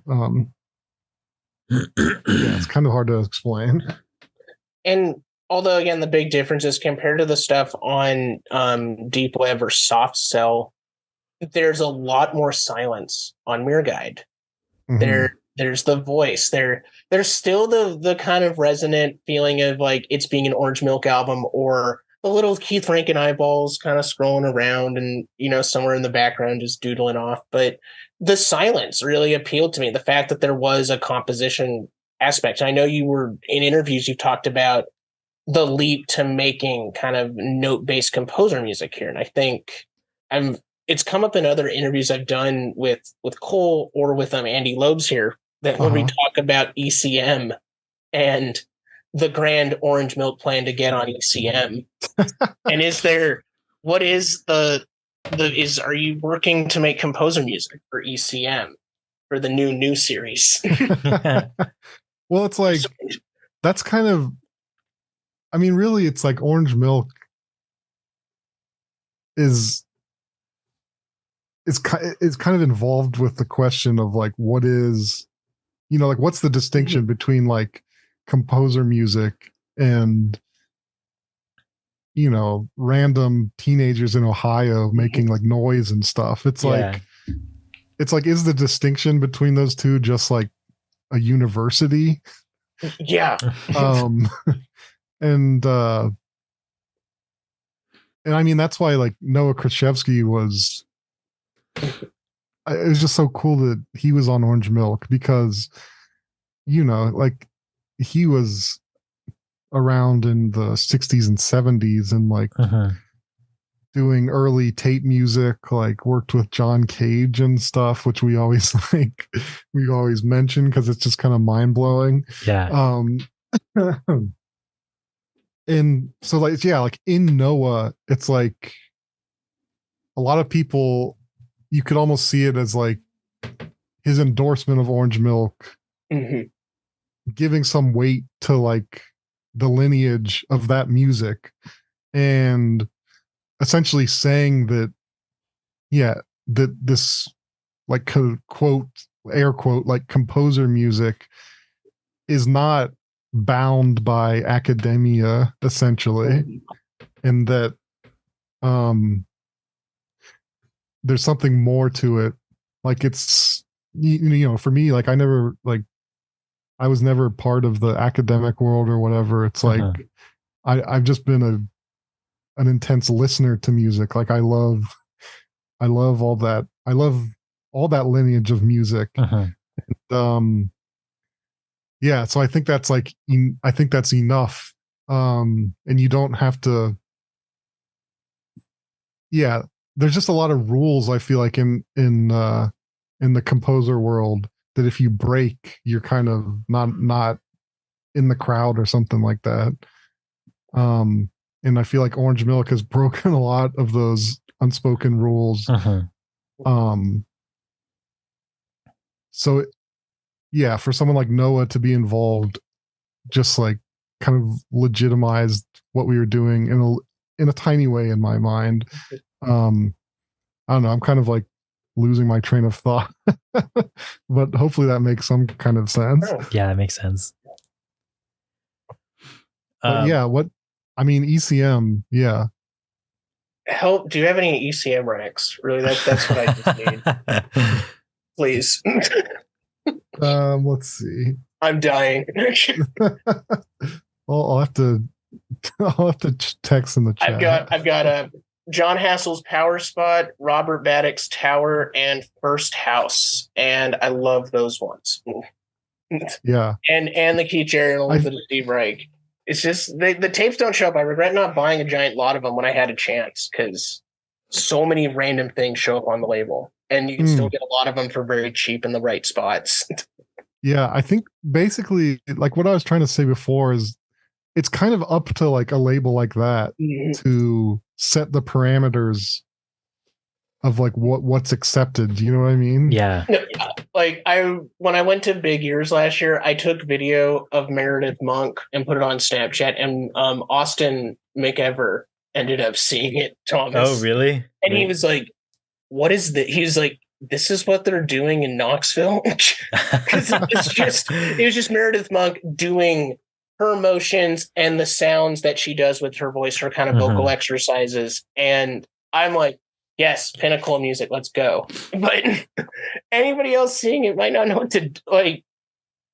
And the fact that ECM is like, this is acceptable. Like ECM really gave that the new series tip of the hat benchmark, and like that moved her into a whole other realm there. Yeah, it is like it's so much about just like the perception and it affects what kind of, like how your music is perceived in like by labels and just by like being on a certain label or like having a certain group's like stamp of approval. Like it affects so much. Like it affects how seriously a lot of people take your music. Like it affects what kind of venues want to book you. Like yeah, so it's constantly like a kind of push and pull with that kind of thing. I mean, even like you mentioned the Giant Claw versus DDS stuff, it's like you know, like my Death Dynamic Shroud albums are number 5 in that EDM world in like a million years. And it's like, does that like like affect my other giant claw work. Like I don't know. Like I like the idea that they can both exist at the same time. Yeah. And they don't have to necessarily belong to like one school or the other, I guess. Yeah. That was the other thing is that really the DDS stuff, it's there. Only a few are on Orange Milk, and then you just have the one on 100%, the mainline album, Dark Life on 100% Electronica, which is also did not know about the George Clanton world or any stuff there really until last year. Like it was like this has just been going on the entire so that's also where I can see DDS existing in that realm. Yeah. And it may work with the Orange Milk stuff, but I know. Do you ever think you're gonna reissue your personal mixtape on Doom Trip? I know Z has brought that up. Or there was the one tweet where Z had missed, and he's like, I can't believe I missed putting out this DDS tape. I wonder which one he was talking about. It was a Faith in Persona. Oh. No, I don't think that will ever happen. I mean, I might send them something else. Like, I don't know, but because we've already, like a vinyl of Faith in Persona just came out on 100% Electronica. Oh. So it's like, the kind of that's already kind of been done there. Yeah. Oh, I see. So that's not, I guess, not on the table. Miss the chance. Yeah. No, and I think he knows he missed the chance. Just sorry, Z. But good luck. I mean, we're making a ton of stuff, so maybe I'll send him something else. That'd be sick. Does that kind of bring us to the end of our question? I got just a couple more. Oh yeah, go ahead. The final fan questions here. Yeah, go for it. Yeah, do it. I mean, Orange Milk has hit the 13-year itch. Congratulations, guys. You passed by 10 years. I don't know if there's a birthday cake. You've hit Baker's dozen. I don't know if there's a birthday cake still. Yeah, we really passed 10 years and didn't do anything.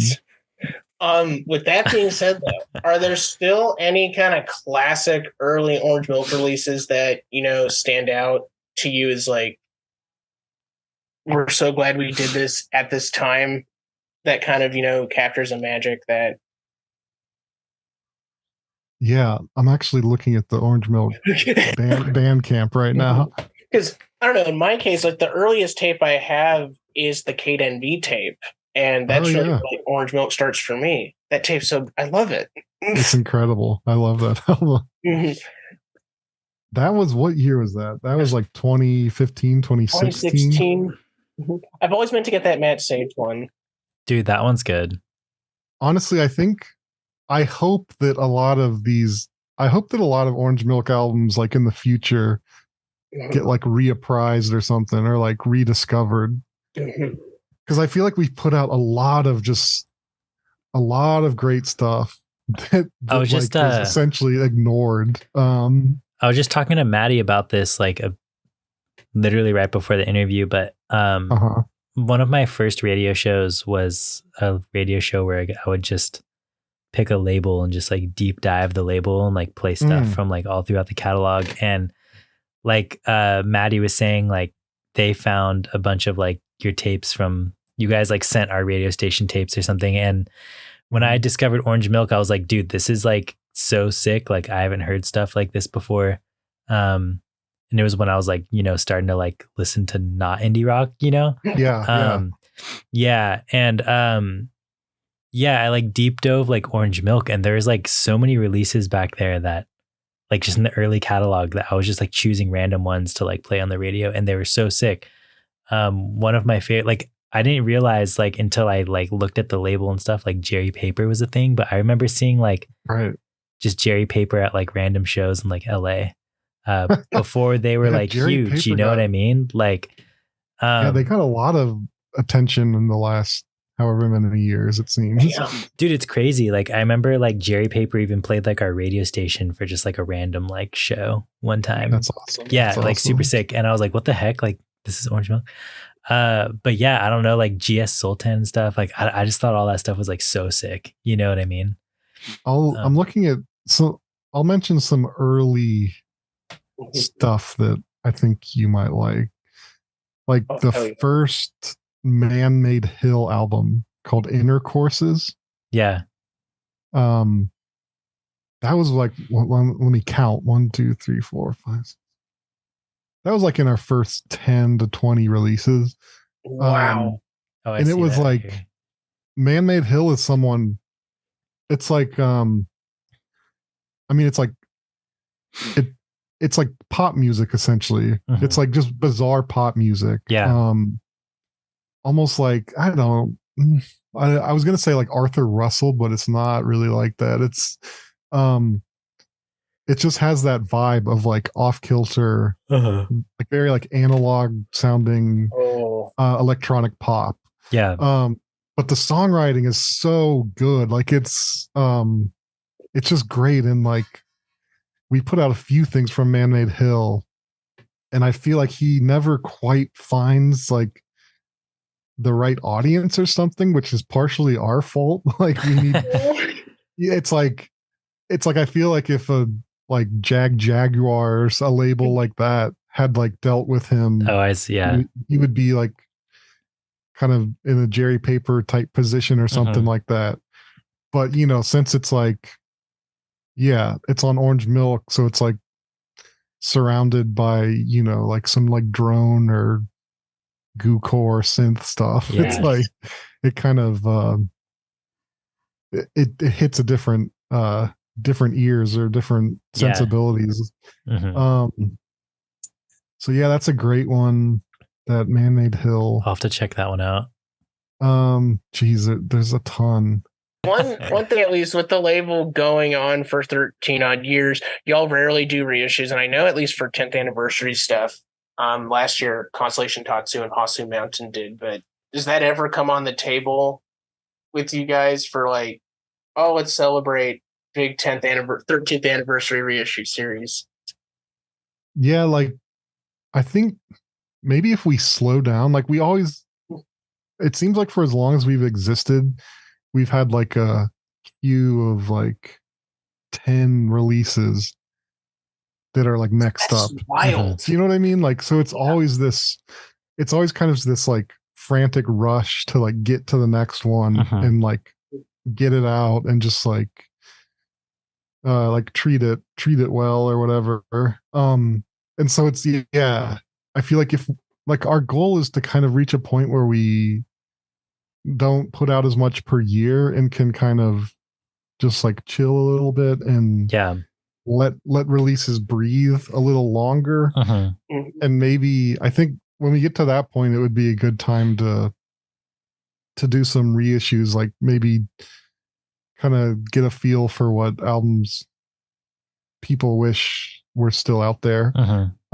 Having said that, we are reissuing the first Food Man album. Oh, really? That's sick. Yeah. Okay, maybe this time I'll buy it for a second time and love it. Well, we're doing a vinyl of it. Yeah. Oh, dude, that's sick. Yeah, so that I can dub that to tape. Would you guys ever reissue Machine Girls Gemini? It's still, I thought it was still in stock. It says sold out on the Bandcamp. Oh shit. Is it really? Yeah, we probably would then. Like Machine Girl stuff. You know, obviously Machine Girl is like keeps the label running, like beloved now. So it's like we try to keep up with like the demand for their stuff. Oh, really? No, Gemini is still in stock. We did a reissue. Really? It just has a different, like I changed the album cover. Oh, so maybe, there you go, Tom. So you might be like missing it because it has a different album cover. Oh, maybe that's what it is. I'm looking at like the original one from like yeah. Here, I'm sending you the link. Sick. That one's so good. Yeah, it's wonderful. But yeah, with like that's an example. It's like sometimes it's tough to like know how many to make, and like it's tough to know how many people are gonna buy. Do you know what I mean? Like we've been stuck in situations where it's like we thought we were making a good amount, but then we're left with like 300 boxes of records like in our apartments. Yeah. So it's always like, that's like a small record label thing, is to just be stressing about how many to make, I guess. Yeah. It's one of those weird things because it's like, then you get like a scalper market on some of these, but also it exists for like 1 to 5 people to make that like leap of faith when they're like, oh, am I going to do it? Am I going to do it? Or maybe and just on the off chance, like it does get reissued, but then you sit with those releases for ages. Yeah. That's definitely happened where it's like something sold out and it felt like, whoa, people are really clamoring for this. Then we made like 500 more and like 100 sold. And we're just like sitting with 400 records left. Like, oh no. Yeah. It's just, that's what happens. Like, because ultimately, like, there's not that many people interested in this stuff. So it's like, it's like with Machine Girl, we keep wondering, like, what is the ceiling? Like, when's it gonna stop? You know, like, it's like, what's the ceiling of like the sheer number of their fan base, essentially? Yeah. And it's really hard to gauge, I guess. Yeah. Dang. Have you seen those memes of like Adele records sitting in record stores into like it's kind of what is it? People are saying it's that, but at the Columbus Goodwill with an orange milk title. It's basically people have taken photos, you know, in like a record store where there's just like 50 Adele records on sale, because they pressed like 2 million, way too many. Yeah. But there was in March, new Adele 30 LPs, which received blame for huge final delays, were found at a Goodwill in droves. And it was just somebody that just massive display of them at Goodwill. It kind of takes me back to like Swap Meet 2014, 2015. And guy with like a box on the ground trading like, hey, I'm selling vinyl, and he's selling a misprint of the XL reissue of like Radiohead's Amnesiac, and I'm like, cool, I'll buy it. And now it's for $75 to $90. Just like, okay. Yeah, and it's like, I don't know, value doesn't. It rarely ever lasts. Like, yeah, I don't know. I play Magic the Gathering, and it's like, oh yeah, there's a whole thing with that too, where people are. It's like, why does everything have to become the stock market? Like, it kind of sucks. Yeah, it really, and it's like I watch those videos on the rare video games, and it's just somebody declares this is it. This is rare, and somebody makes that claim, and then because of our internet systems, we've established, well, that's the last time somebody paid the price for this, so that's what it's going to be now. Yeah. Oh, and it just is. It feels odd. No, it feels odd. There is, in my mind, there's no real answer to the scalper question. It's like you can say stop, but also, even if like a person's trying to do it, I kind of feel like no, they have that right to. Like the artist has the right to sell their art at what price. Yeah, I feel, and I mean, even I feel bad even like telling off Discogs flippers or something, because it's like, they're in the same spot as like everybody else. Like, you don't know what a person's situation is. Like, like everyone is just trying to like make some money and like get by, and it's just hard to know what people's motivations are. Do you know what I mean? Zach from Doom Trip just tweeted yesterday. Did you see his tweet, Maddie? Yeah, that was what I agreed. Yeah. I agreed. What was the tweet? He was saying that he's like, hot take that isn't actually a hot take. I don't know, something witty that like Zach always tweets, you know what I mean? And then he was just basically saying that he feels like artists should be able to sell their artist copy for how much it's going for on like Discogs and stuff.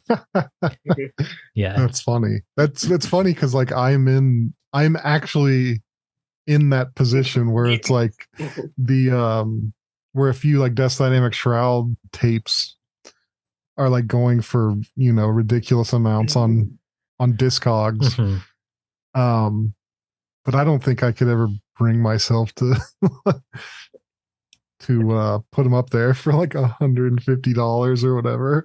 I think I saw that there was somebody like, or there's like this rapper that I really like that somebody commented on Zach's thing, and the rapper's name is R.I.P. Ferreira, if you guys are familiar. But oh yeah, it's Milo. Or yeah, Milo. Yeah, he's so good. Probably like one of my favorite rappers. But I guess he does that with his artist copies. He'll like sell his artist copies for however much they're like selling for online. And yeah, I mean, I don't have, you know, do what you got to do, I guess. You know what I mean? There's some, I know Matt Comey does that, and it's like, yeah, go for it. Pink Saifu. Does yeah. And then I remember I was like getting in a fight with one guy I talk music with. He's like, he was getting irate that the Billy Woods tape was $17. And I'm like, bud, just buy it. Just buy this. It's gonna be $60 if you don't. Yeah. Dude, why are you sitting here and making some case about the local DIY punk band back in your day would sell a tape for $5? Like, no, you don't. We're done with this argument. This person, this is how this rolls, especially for hip hop. And I watch those markets, and I'm then like just frustrated. Like, why didn't I buy this? Yeah. But at the same time, it's like, it's kind of stupid to get like, whatever about it. Like the digital music exists in such abundance that it's like the physical realm has become such a small thing. It's become like a weird collector's market or whatever. Yeah, it is weird. Yeah. Again, it's like it's just like the stock market thing. Like like the way the place we're living just kind of veers everything in that direction. But yeah, I mean, I still use like SoulSeek and like I still collect, I guess, digital music more than anything. It's pretty easy too. I just get it. It's like there's only so many of certain tapes in this year I'm going to get or prioritize. And that's the other part is I collect 80s and 90s tapes, and it's just. Oh, really? I'm going to go off on that journey, and what I could get for $80 to $100 might some days be better than what I could get on Bandcamp or on like Numero or Light in the Attic or whatever like label I wanted to buy that day. What's your like most prized like 90s tape? Honestly, at this point, because I chased after it this year, I do have Selected Ambient Works 2, and I've got Goldie's Timeless, and both of them are on the double cassette. Having Selected Ambient Works 2 on cassette is so personal. It's insane. Really, it's actually insane. Chill Out as well. The first Odd Tector album. Oh wow. The first Seafeel. I've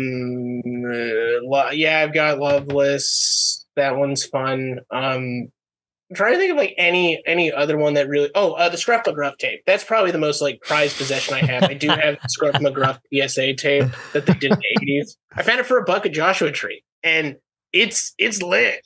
Those cuts are so good. Do you have a bunch of new age stuff also, or Windham Hill and a little bit of the ECM? I'm missing the Mark Ishtar. I really want that Mark Ishtar that is the oval sample. But I do have that Julian Ray Deep Breakfast tape. I just got that. I have a massive backlog of stuff, so that's the other problem.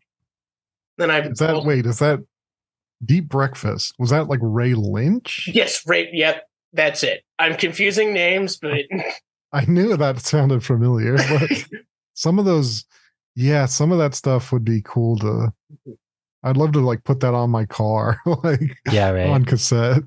Some, and that's part of it is that a lot of it, and this is the fun to me, is doing it blindly. Being like, oh, I don't know that album, but let's chase after it and getting it, listening to it, and then really, really getting a relationship off of that. And I prefer to have, it's almost funny of like having this version of the internet that tells you all the things you want, but you just opt not to listen to it. It's like having a super paper in the 90s where you can find anything and check the listings, but preserving the blind experience is really key for me on I've noticed on YouTube, there's like this whole thing emerging where like I guess it's the algorithm on YouTube kind of like making these mini hits out of like old 80s and 90s obscure ambient releases. Really? Yeah. Yeah. Like I'm trying to think of the artist. I'm looking through my files here. Takashi Kakubo is one of the artists. That's a new one. I've never heard that before. It was an artist who just kept coming up on my YouTube recommendations. It was like, what? Like, this is like crazy. Like, it's coming up every day, like relentlessly. And I started listening to it. And it's like, it's incredible. Like, it's, the first one I put on was some like environmental sounds of Japan or something like that. And it was just like this beautiful ambient and like environmental sounds. And the artist has seemingly like, like over 50 releases or something like that. But I posted on Twitter, I was like, does anyone have MP3s of this album? Like, I cannot find this anywhere.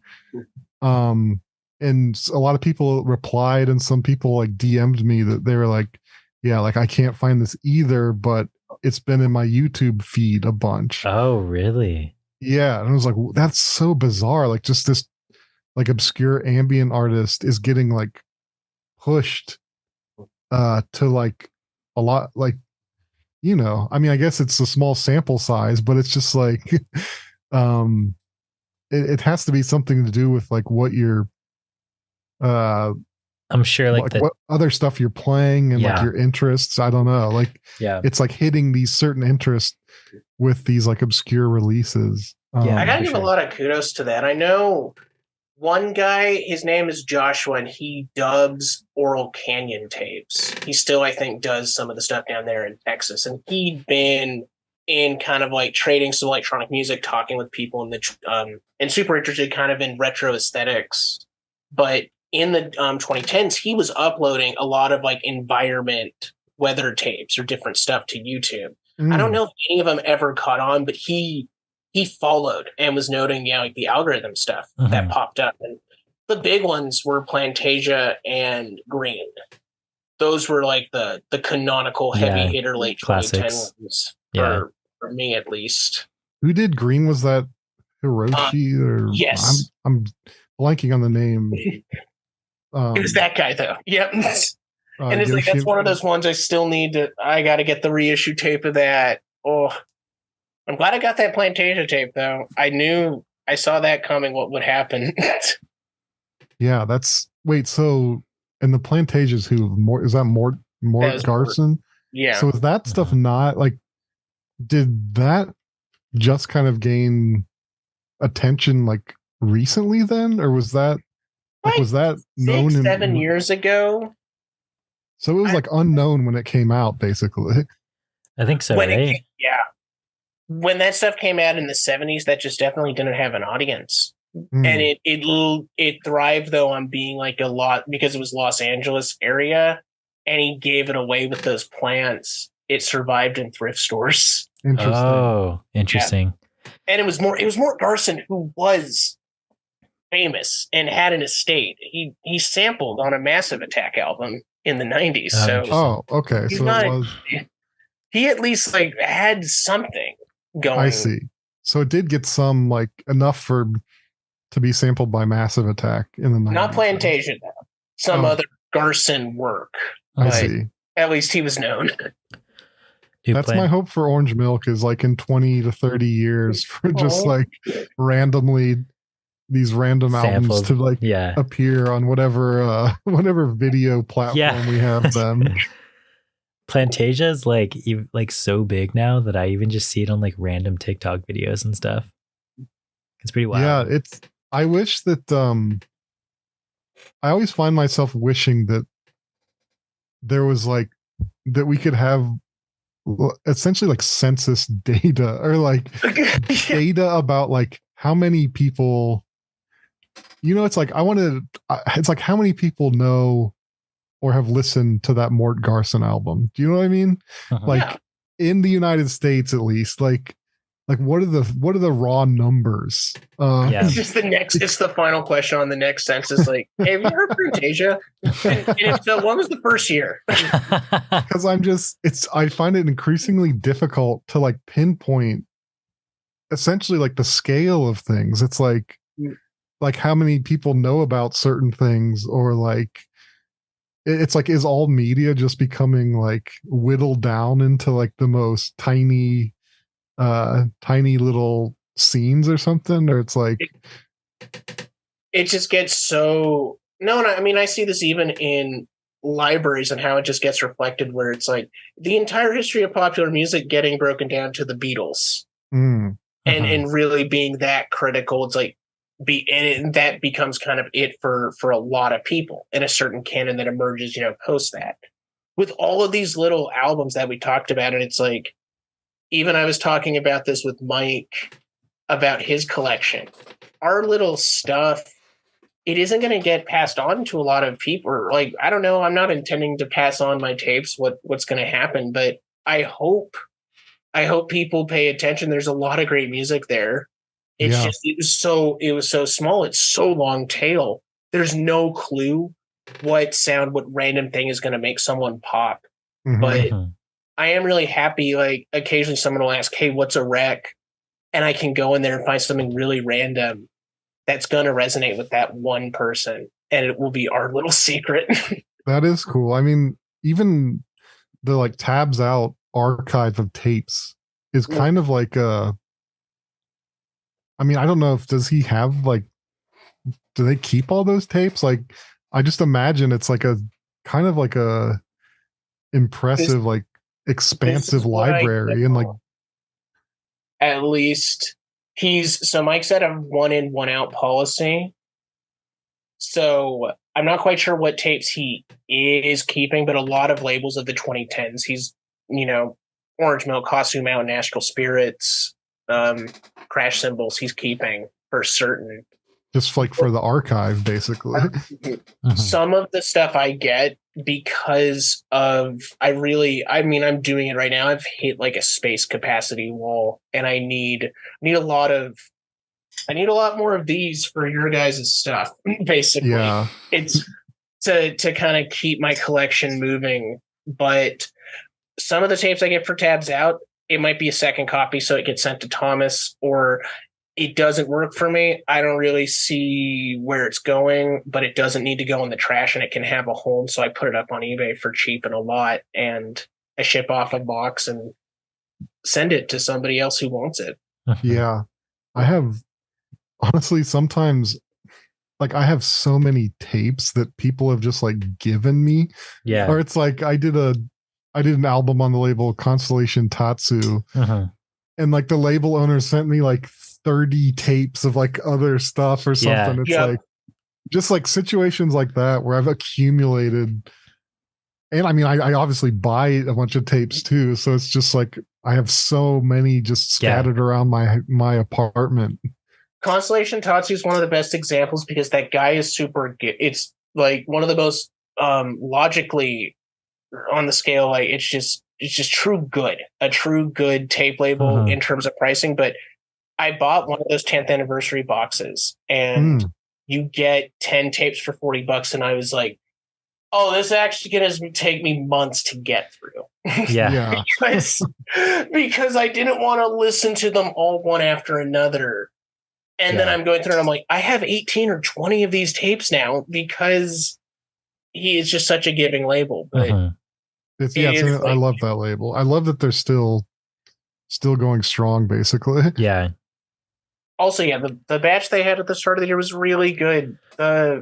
Shout out to Strategy. That Strategy tape I've shown to some people and they love. The dub Strategy's stuff on amazing. Yeah. I'm going to look that one up. Strategy's cool. We had him on the show a few months back.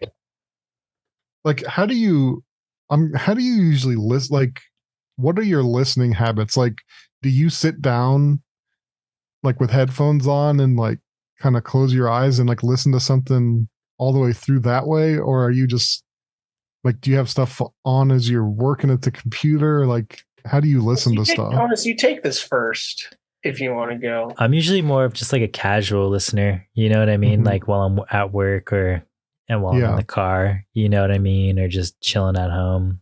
It really takes a lot for me to get super hooked into an album to where I'm like, you know, deep diving it. Like every song is like hitting, you know what I mean? Like it's usually like, yeah, a lot of times I'll just like casually listen and be like, this is sick. You know what I mean? Mm-hmm. Yeah. It definitely depends on context. I don't do a lot of digital. And so that actually can oftentimes be the most not ambient based, but like if the right time in the morning hits, I might listen to something in the shower, or I might listen to something making breakfast. Our listens are always CD.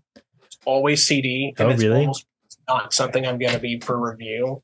So wow. I purposely drive a Honda Fit. I up the bass to about 4 to 6 and the treble to 4 to 6 and put the SVC on high and just go. And that's a lot of library music. Once I figured out how to do interlibrary loan stuff and I could just get like, oh, I need a dubstep compilation. Oh, I want the first How to Dress Well album. Or like, oh, I want this year's Yo La Tango. I could get stuff faster. Know what I want a little bit more. That's it. Like literally going to the library and getting CDs. Maddie works at the library. Yeah. Oh yeah. Oh. Yeah. But I go to different branches all throughout the county to get stuff. It's good. Stuff is hiding there that you don't realize. I didn't realize that libraries had music until Maddie started working there and started telling me about it. Yeah, they're a great resource. I remember like I was trying to find movies by the director Frederick Weissman, who did these like intense documentaries, but it's like I think until very recently his movies were only available to like schools and maybe like libraries or something. Really? Mm-hmm. Yeah. So it's like, yeah, there's certain resources that libraries have that like are very underrated, I feel. And I mean, that's again, I just really, because it's like, okay, I work in a library, but I do like to use it I like to use my DVD player. So yes, with anime as well. I had a lot of difficulty sourcing Utna DVDs. Shockingly, not a lot of libraries in California have anything past the first 13 episodes. But yeah, I have those on DVD. Those first, the first chunk of those. I went and out in the garage, I've got the other 2 chunks now, and so I'm like, oh, cool! It was so great. I had to get it. Yeah, chase those down, but. When I'm not doing the CD listening, then it is tape. And there's like really, because again, privileged to work part-time and do this, there's a lot of different stuff of, okay, today's going to be like 80s pop and like random opera tape, random ECM. Mm-hmm. Okay, like something from Island House, or let's see what in the tabs out pile. The one time of the night I usually almost never do. I've used to, but it's like after 9 o'clock, I'll get stoned and I will listen to something I want of my own volition. I don't know what I'm going to listen to tonight. It might be Smiths. Hell yeah. I pick something out of my giant never ending pile of what I've like purchased and I'm curious and just, we go. I read something or I chill on my phone and I try to give each thing 2 listens. Sometimes just one if it's not going to hit. Yeah. Yeah. It gets put on a rack, and then at the end of the month, I take a photo, and I put them all in their little spots where they're supposed to go. And yeah, that's the adventure. Yeah, that's beautiful. The listening exercise. Yeah, Maddie, you got a real nice listening method. it's a privilege to do any and all of this, but yeah, thank you. Yeah, I remember being younger, I used to do more like deep listening where I'd like kind of lay on the couch with headphones and just like, like absorb every single second of something. And I've been kind of craving doing that again. Like sometimes I'll go on a walk and put headphones in and just like really focus on an album. I like doing that too. I really like listening to music while I'm camping because like if I'm just like laying there like at night, I don't know, or sitting around a campfire or something, I like to throw on something and just vibe heavy. You know what I mean? Yeah. That's like another way that I'll like listen to music pretty heavy. Yeah. And being in the car is a great way. Just like turn it up obscenely loud. Yeah. Experience it that way. Yeah, for sure. The neighbors know me when I get home because they can hear my always fun. All right, Maddie, does that do it for our questions here? Should we move on to this mailbag? This is it, Thomas. We're in mailbag territory. All right. Are you ready for this, Keith? Yeah, what is mailbag? Just questions that people have submitted, yeah. We got through some of them. Yeah, we actually did ask a couple, but okay, so this one says, oh, Maddie, do you want to take this one? I could do it, yeah. Keith, recently Fortet posted a video of him dancing. Could you show us your moves? No. Thank you. Is video of this? Do you post video of this or just the audio? We post the video later, yeah. Oh, I should have. I should have prepared myself for that. It's okay. No, you're looking good, dude. You're looking good. Okay, cool. Yeah. This one does come from a big Shroudy. Yeah. Who stating that a few months ago they were listening to Taemin's album Boo for the first time, and they made it to the end of the album where Flame of Love Korean version starts playing. They had a sudden revelatory and joyous moment that left them with a massive smile on their face, as In the Clouds Hearing Voices is one of their absolute favorite DDS tracks. The question being, what do you look for in a song that makes it suitable for such a structurally faithful adaptation? And when would you rather pick out smaller elements of a song to play with? Yeah. Well, for the Death Dynamic Shroud, like mixtape stuff, it's basically like it's like a kind of gray area where the albums are kind of like actual mixtapes, you know what I mean? Where I want them to have the feel of like of a mixtape where you're just like we're like making a playlist for a friend or something and dubbing it on tape. So I feel like with that stuff, it's like if there's a song I really, really love, that's like, I love that Taemin song so much.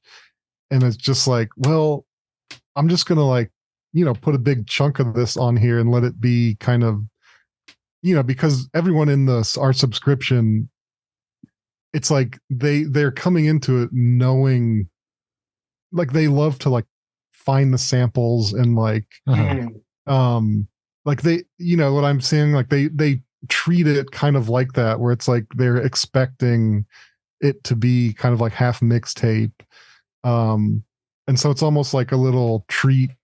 Like can be like a little treat for the subscribers in that way to like throw in a sample like that and like let them find it and things like that. But yeah, if I was releasing music outside of the club, I would probably treat it differently. But inside the club, it's really just like if I resonate or like love a song and like kind of want more people to hear it, I might take a chunk of it and put it on there. Yeah. That's cool. Okay, so this next one says, being from Ohio, what are your thoughts on Skyline chili? Overrated or underrated? When I first had Skyline, I thought it was like repulsive, but then it was like a few weeks later, it was like, damn, I want some Skyline. What is Skyline? Just a fast food joint or something? No, it's a style of chili. It's like I think it started in Cincinnati. It's like it's a regional chili restaurant, like a kind of fast food, chili. But it's like not. It's very unlike. It doesn't taste like chili that you've had before. It's very hard to explain. Really? Yeah. It looks like a pile of diarrhea. But it tastes. I mean, like what's in it? Just like beans and stuff. Like, no. See, that's the thing. It's like it doesn't taste like tomatoey bean. Like it doesn't have that tomatoey chili taste. Is it more of that like Hormel, like meat, like? It's more, it's more of like a meat-based chili. Yeah, it's almost like a little sweet. Like there's rumors they put a tiny bit of chocolate in it. Oh. I mean, maybe that makes it sound more fancy than it is, but like, I don't know. I just like looking at the image and I'm like, oh, it's spaghetti, but it's not. Yeah, so they put it on spaghetti and they put it on like little hot dogs. Really? What the heck? Dude, I am intrigued by this. What the heck? I'm going to Ohio, dude. I'm booking my flight. Thomas, I'll join you too. I guess I gotta go to Ohio, dude. It's just one of those things. It's like for a lot of people in Ohio, I think it's just like a spaghetti. Kind of like a comfort, like the kind of, how you like attach to certain food, you eat it when you're young. Yeah. It's kind of that thing. Dude, that's sick. That is so. They got the Bengals logo on here. Like, oh, let's go. Oh, dude, I'm going to a Bengals game and getting some Skyline chili. You know what I mean? Enjoy. All right. Anyways, I feel like I shouldn't have been as intrigued by that once I found out what it was, but that sounds like the most interested in a topic you've been. I know. I know, right? It's so good. How did you get into K-pop in the first place, and who were the first artists that really stood out to you in the genre? I think I got into K-pop just probably through YouTube. Like, well, on the first Giant Claw album I did called Midnight Murder, like I was like, I got into K-pop a little bit around that time and was like, I found like all these stories about like the suicide rate amongst like kind of like celebrities in South Korea. Yeah. And was like Jesus, like that's like what is going on there? That's and so like that, weirdly enough, like that was kind of like my entry point into it.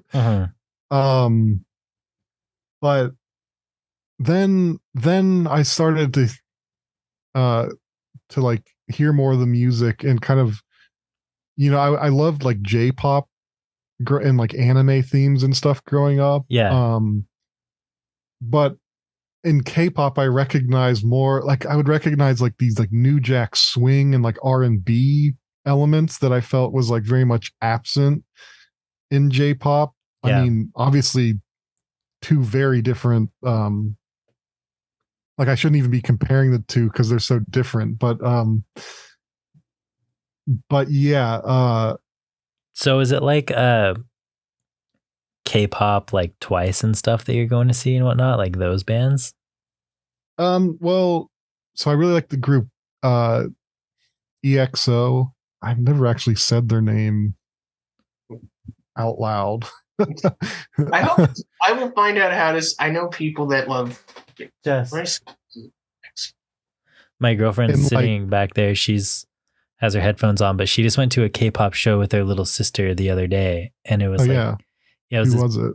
It was, I think it was Twice. Like the band, yeah.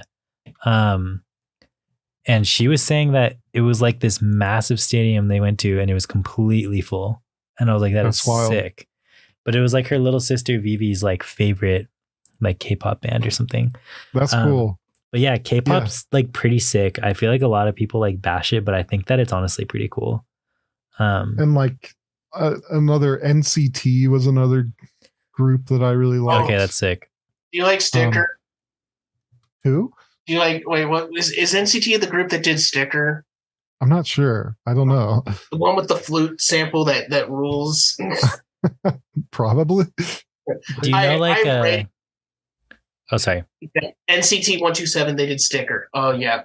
Yeah. It's a group that I'm in because I also rate a bunch of different pop songs, and the 2022 K-pop rate is coming up. We're getting all excited, and we're gonna get to rate EXO, and I'm gonna blind listen to a bunch of this stuff. But oh, cool. And Sticker. And like New Jeans is like a new K-pop band that's quite good. Do you know like Stray Kids and like Blackpink and stuff? Or yeah, I don't love those as much. Like it's weird. Like I have like weird particular K-pop tastes. Like some of it is, I think, is kind of I just don't resonate with. But then some just like I really love. Some you're like these bang. And, yeah. But like, yeah, it's just it's like an interesting mix of elements. Like I know some of the actual New Jack Swing producers like have actually worked on some K-pop stuff. Like, oh, that's cool. Yeah. I want to say Teddy Riley. So it's like when NCT does like, or like Shiny is another one who does like this kind of New Jack Swing inspired sound. I love that stuff. That's sick. It's like it's a whole other world of pop music to delve into. How do you feel about trap in K-pop? What is it? Trap music or trap music sound. Yeah, I'm not too into it at the moment, I guess. I think because the sound just got like so like overexposed in America that I gravitate towards the more like R&B, like organically K-pop sounding music, I guess. Yeah. Or like I think this group FX had like a really classic K-pop album called, what was it called? Like Four Walls, I think. Which had almost more like Four on the Floor type electronic stuff. That was really cool. So yeah, I think I gravitate towards that style. Sick. More.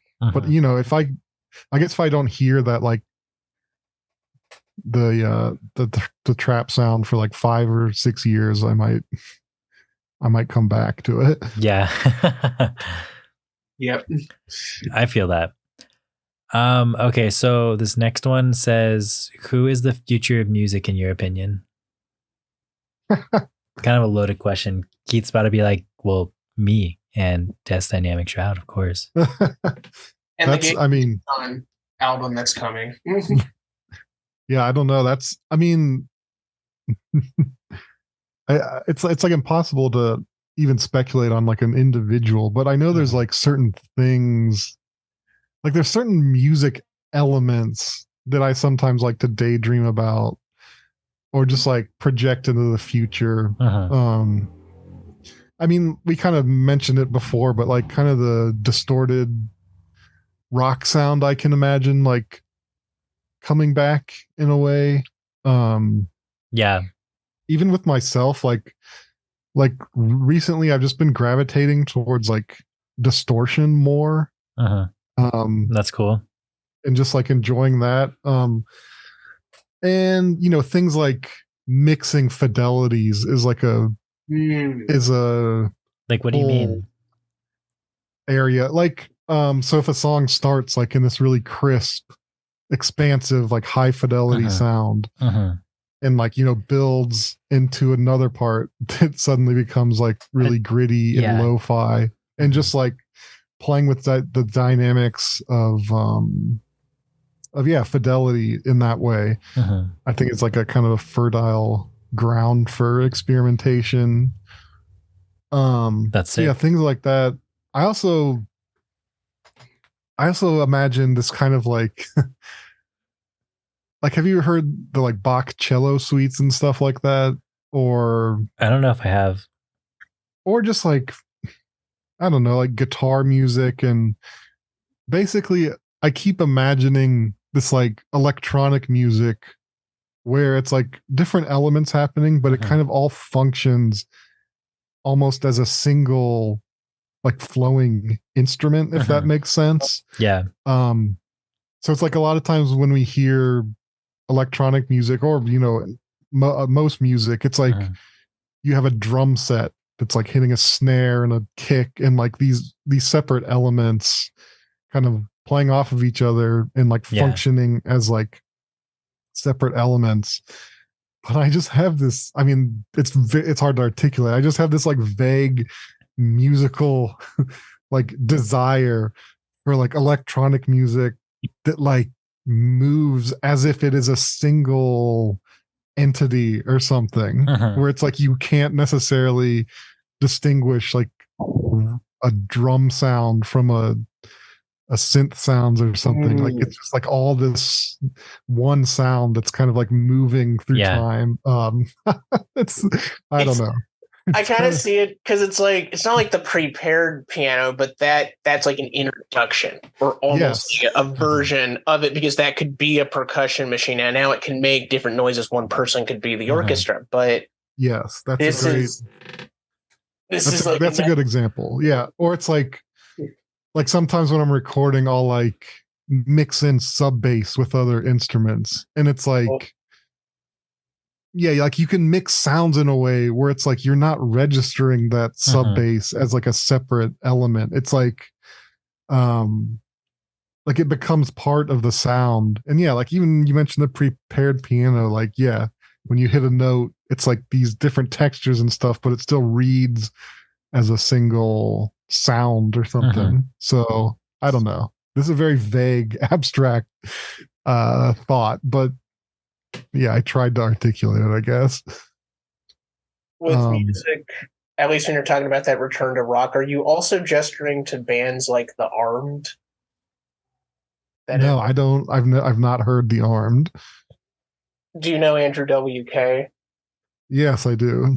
Okay, so what if they've just kept doing the Andrew WK thing, but it still kept rocking? That's ultra pop in a nutshell. No, I think well, put it this way, I feel like this in like movies also, like maybe across certain mediums, where it's like I feel this in myself and in other people, that there's like this like hunger for like a radical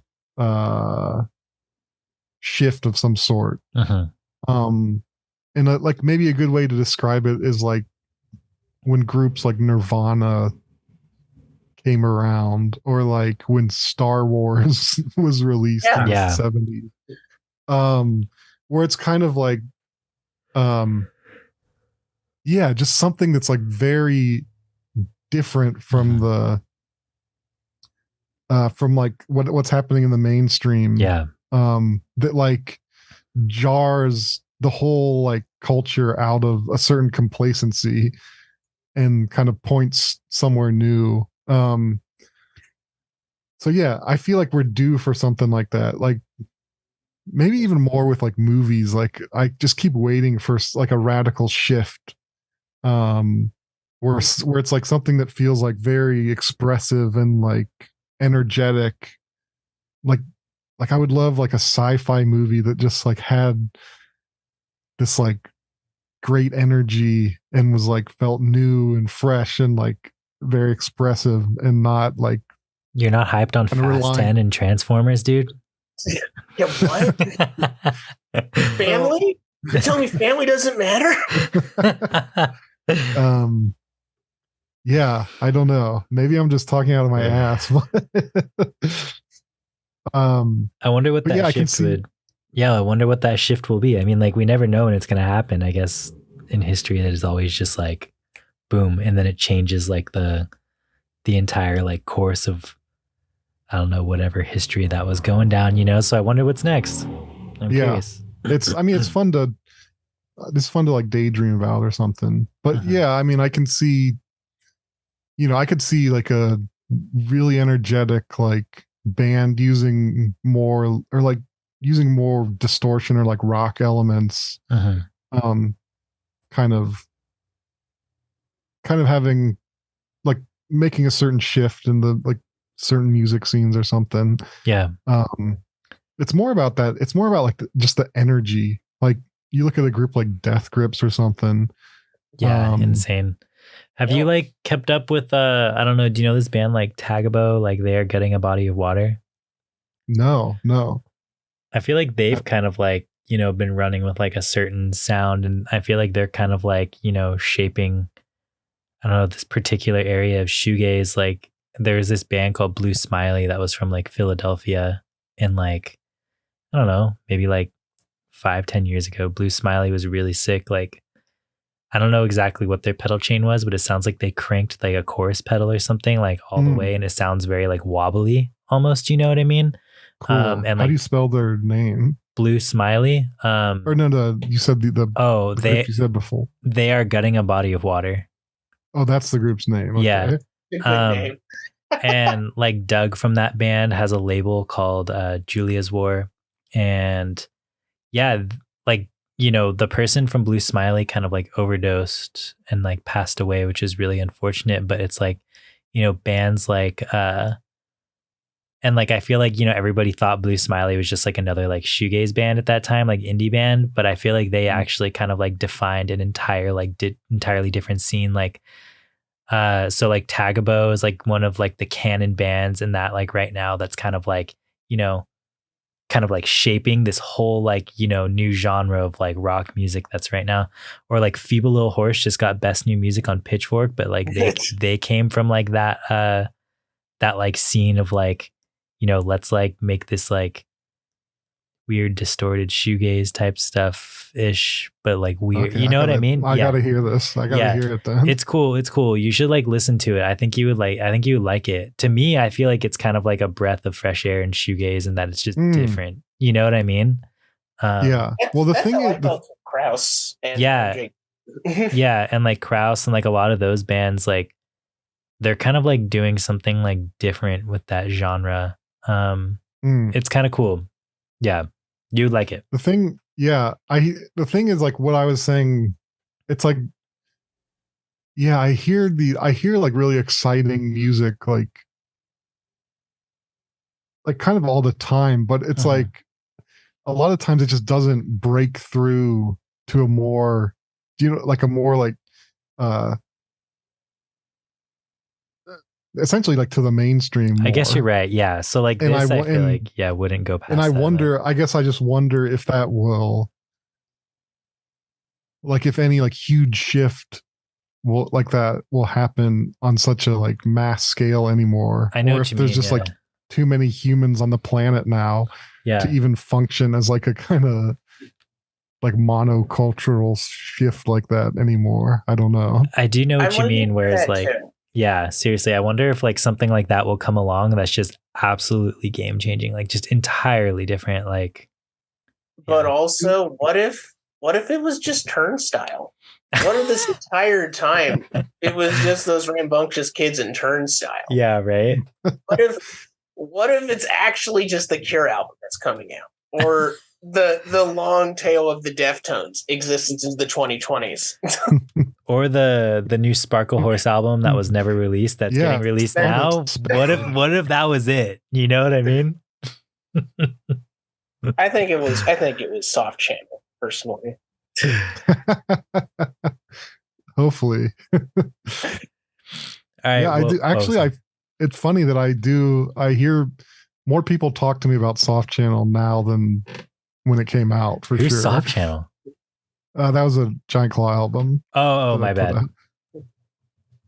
Yeah. I feel so thankful to have this again.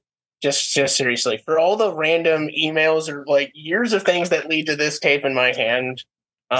Yeah, it's an absolute winner, and I hope more people do listen to the pop composition stuff that you did. I know we didn't talk a ton about that because this went everywhere, but it was so much fun. Yeah. Is that the last? Was that the end? That was our last question here. I think that. Oh, are you there, Keith? You there?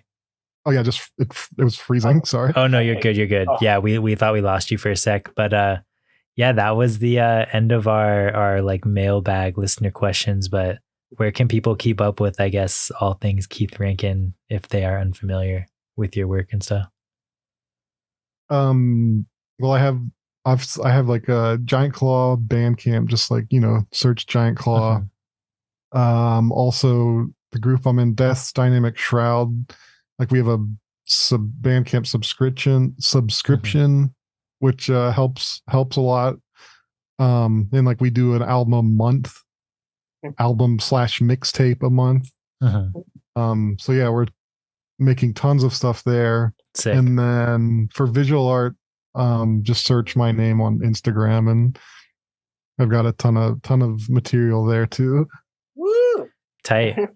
I need to build a website. It's like kind of ridiculous that I'm just like, if any of these, like if Instagram went down, I'd be so screwed. Like I actually saw some discourse around this recently where it's like, dude, like what if like all these like websites that we rely on so heavily went down? It's like, where would artists put all their stuff? You know what I mean? It's like, we rely so heavily on like Bandcamp, Instagram. It's like, we should be relying on ourselves, we should have our own stuff. But yeah, that's like another hour long. Yeah, exactly. We could definitely go down another rabbit hole with that. We'll be back for that at the Christmas party. Yeah. Yeah, the tabs. Yeah. All right. So we have one last question here. It's kind of the biggest one of the show. Maddie, do you want me to take it? Do you want to come up with a scenario? I'll go for it. Okay. I'll go for it. All right. So, Keith, you're getting together. You're working on, the next orange milk cover. You decided to open up Photoshop for the first time in a bit, and you're going through your thousands of different layers. And it turns out one of the layers is actually just a white lab rat that as soon as you click and put on there, it looks at you and it just jumps out of the computer and it's jumping straight into your mouth. And you got to choose if you want that rat to jump into your mouth head first or butt first, and why. So it's like it's like already in your mouth. Well, it's going to jump into your mouth and you got to just decide if it's going head first or butt first. Oh, so it's like which is more preferable? I get. But you've also got some dungeons. You can Dungeons and Dragons your way out of this, however you see fit. Yeah, you choose your own destiny here. Mm-hmm. Well, okay. First of all, between mouth and ass, I would say mouth first, because like if it jumped in, you could like bite down like as it was halfway in. Yeah.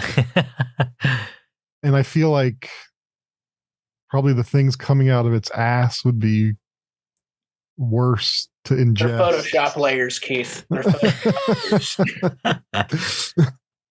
Then in that case, I guess it doesn't matter. I just take it down.